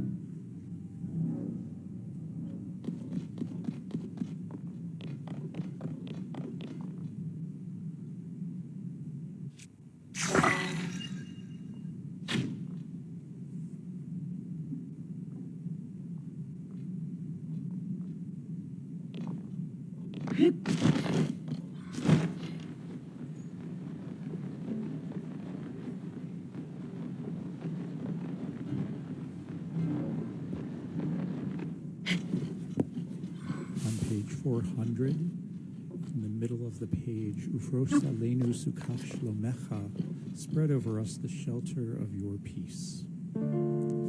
Ufros alenu sukat shlomecha.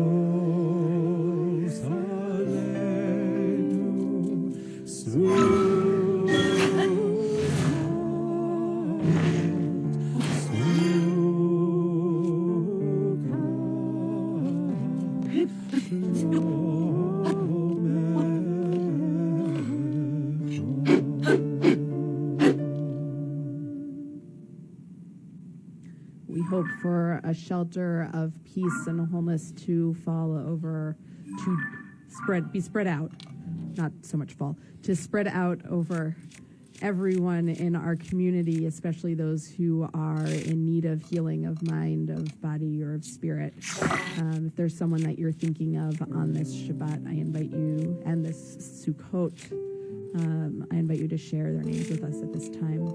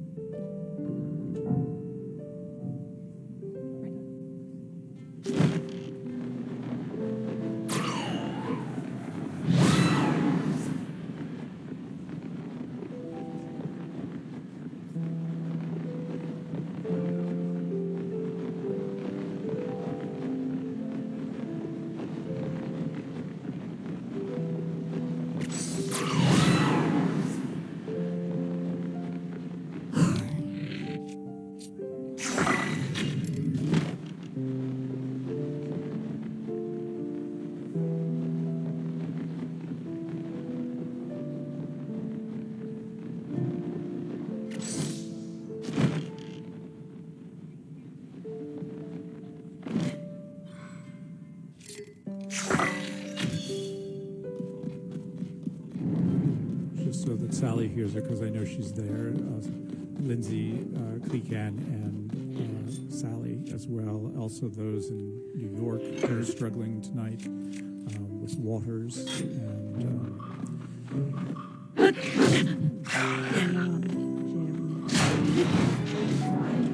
Shadera can be found on 247.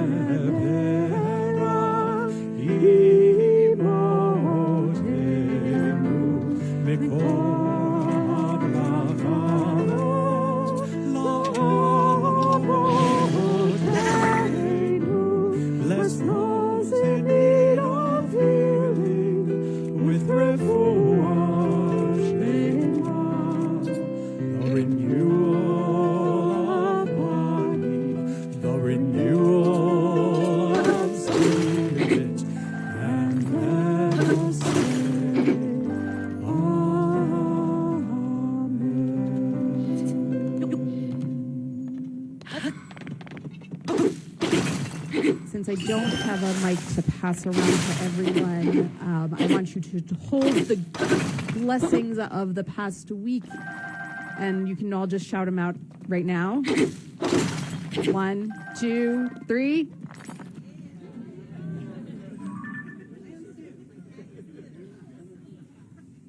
Okay.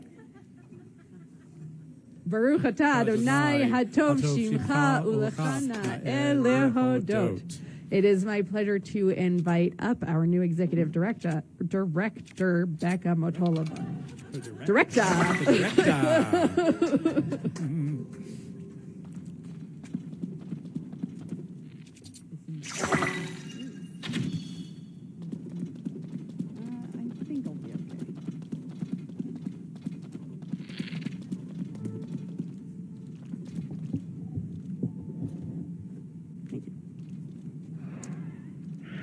Hi, everybody.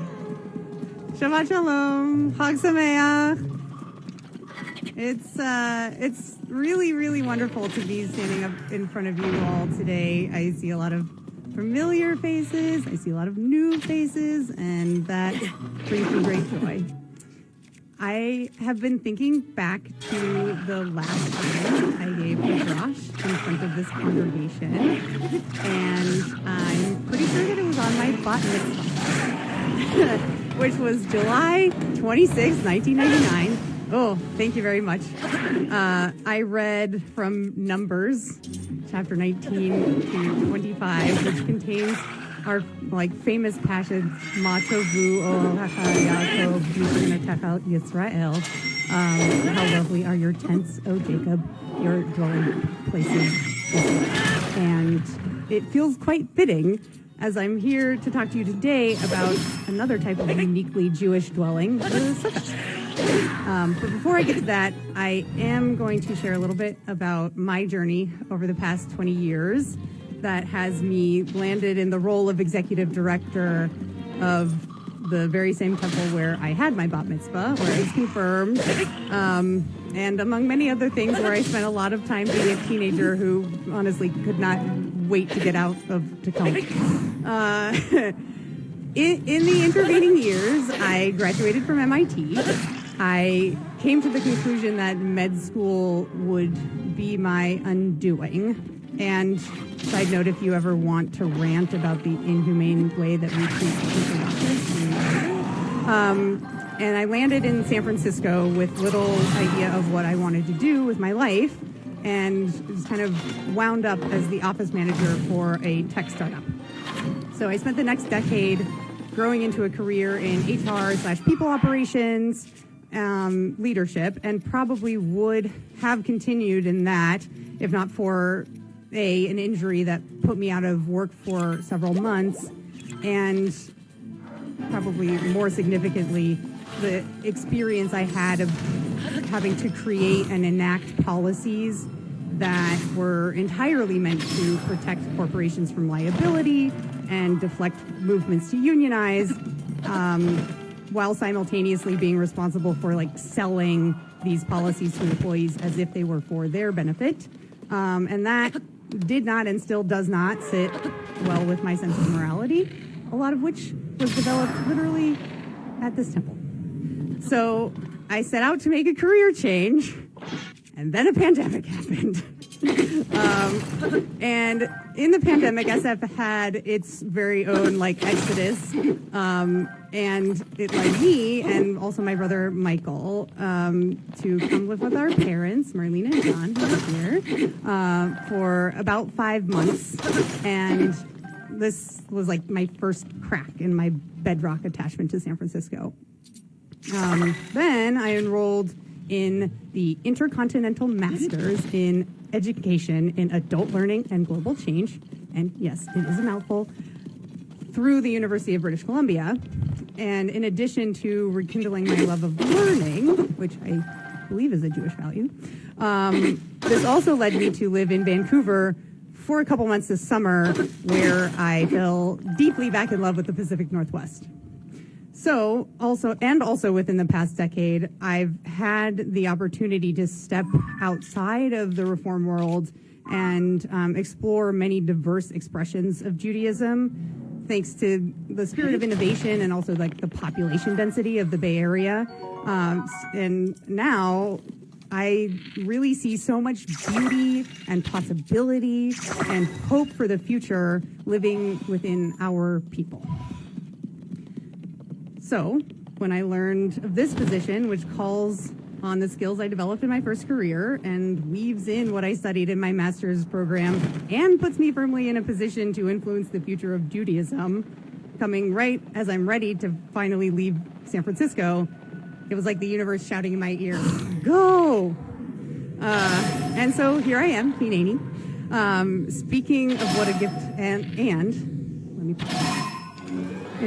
speaking of what a gift it is to be Jewish, let's talk about this week's parashah. So, this week's parashah lays out the guidelines for most of our most important celebrations: Shabbat, Rosh Hashanah and Yom Kippur, and the Shalosh Regalim, which are the 3 pilgrimage festivals: Passover, Sukkot, and Shavuot. So on Sukkot, we are commanded to dwell, truly to do as much of our daily lives as possible in a 2.5-walled, insufficiently roofed shack that, at least in the weather we've been having lately, although not today, thank goodness, would be pretty rough to actually spend the night in. Which, in other words, Sukkot asks us to live in a shelter that is not a shelter.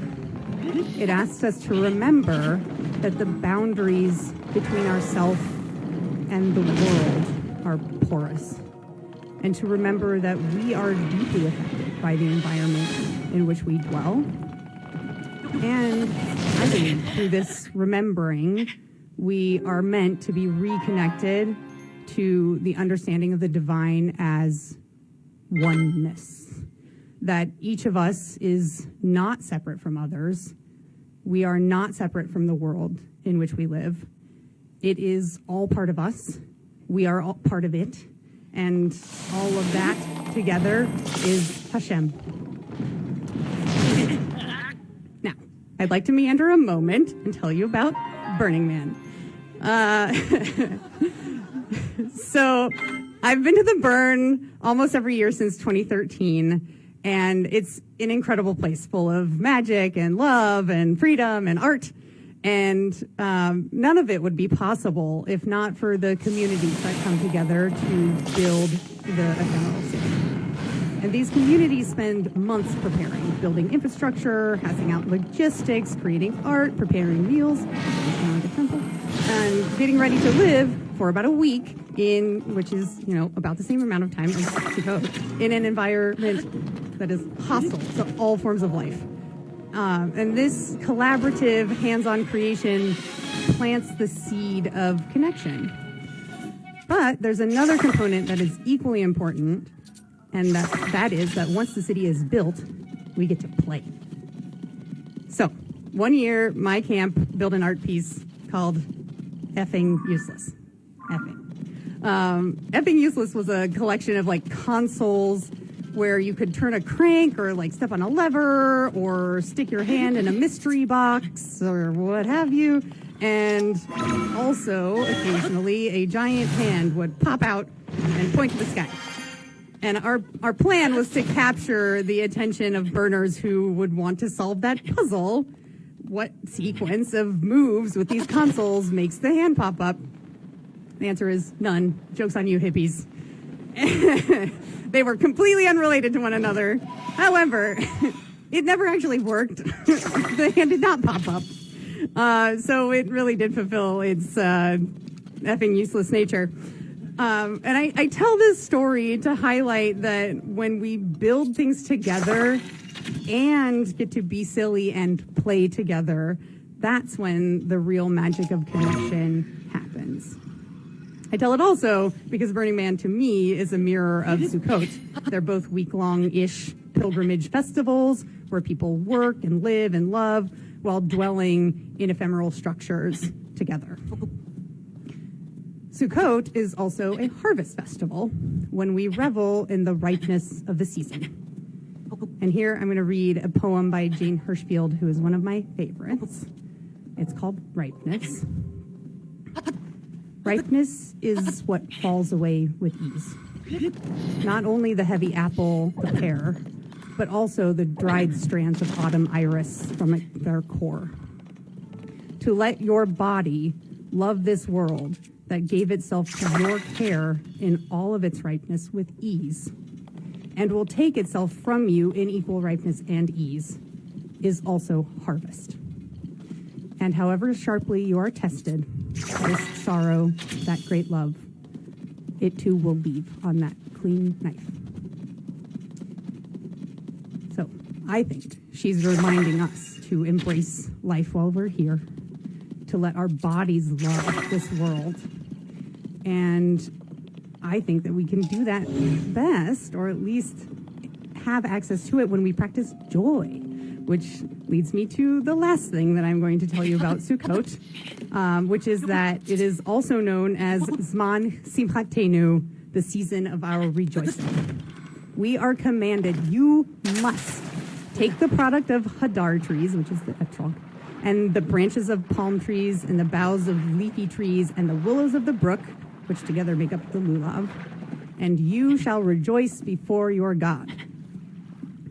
You may ask, what is it about these 4 plants that is so specific to the act of rejoicing?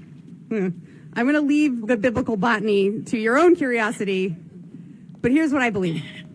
Holding a bunch of sticks and a lemon and waving them around is ridiculous. It's silly, which is not to say that it's trivial. Not at all. Being silly is a very direct access to joy, and thus it eases us into rejoicing before the divine.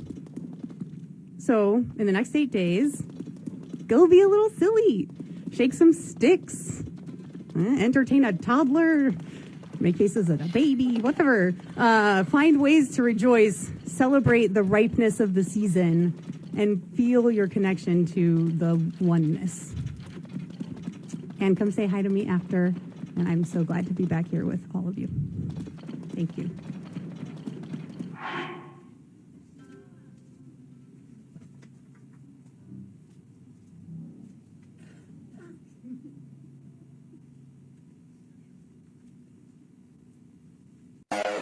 In a world where chaos reigns, and connections seem fleeting, one visionary endeavor seeks to bring us all together. Zen Theatre Live After Dark. Harnessing the transformative power of artificial intelligence, the timeless charm of radio theater. The wisdom of books, and the excitement of video games. Zen Theatre Live After Dark illuminates the path to enlightenment and fosters a sense of unity among its audience. Through this unique fusion of storytelling and interactive experiences, we aim to nurture personal growth, improve learning, and inspire a peaceful existence. Guided by your obedience.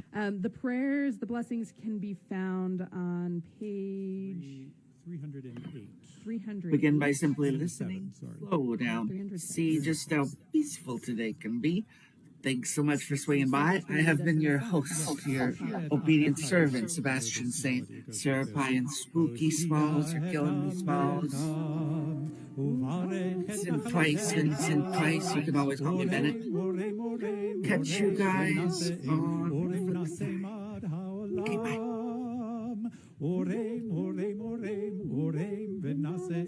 Orem v'naseim ad ha'olam, Hoshia et amecha, uvarech et nachlatecha.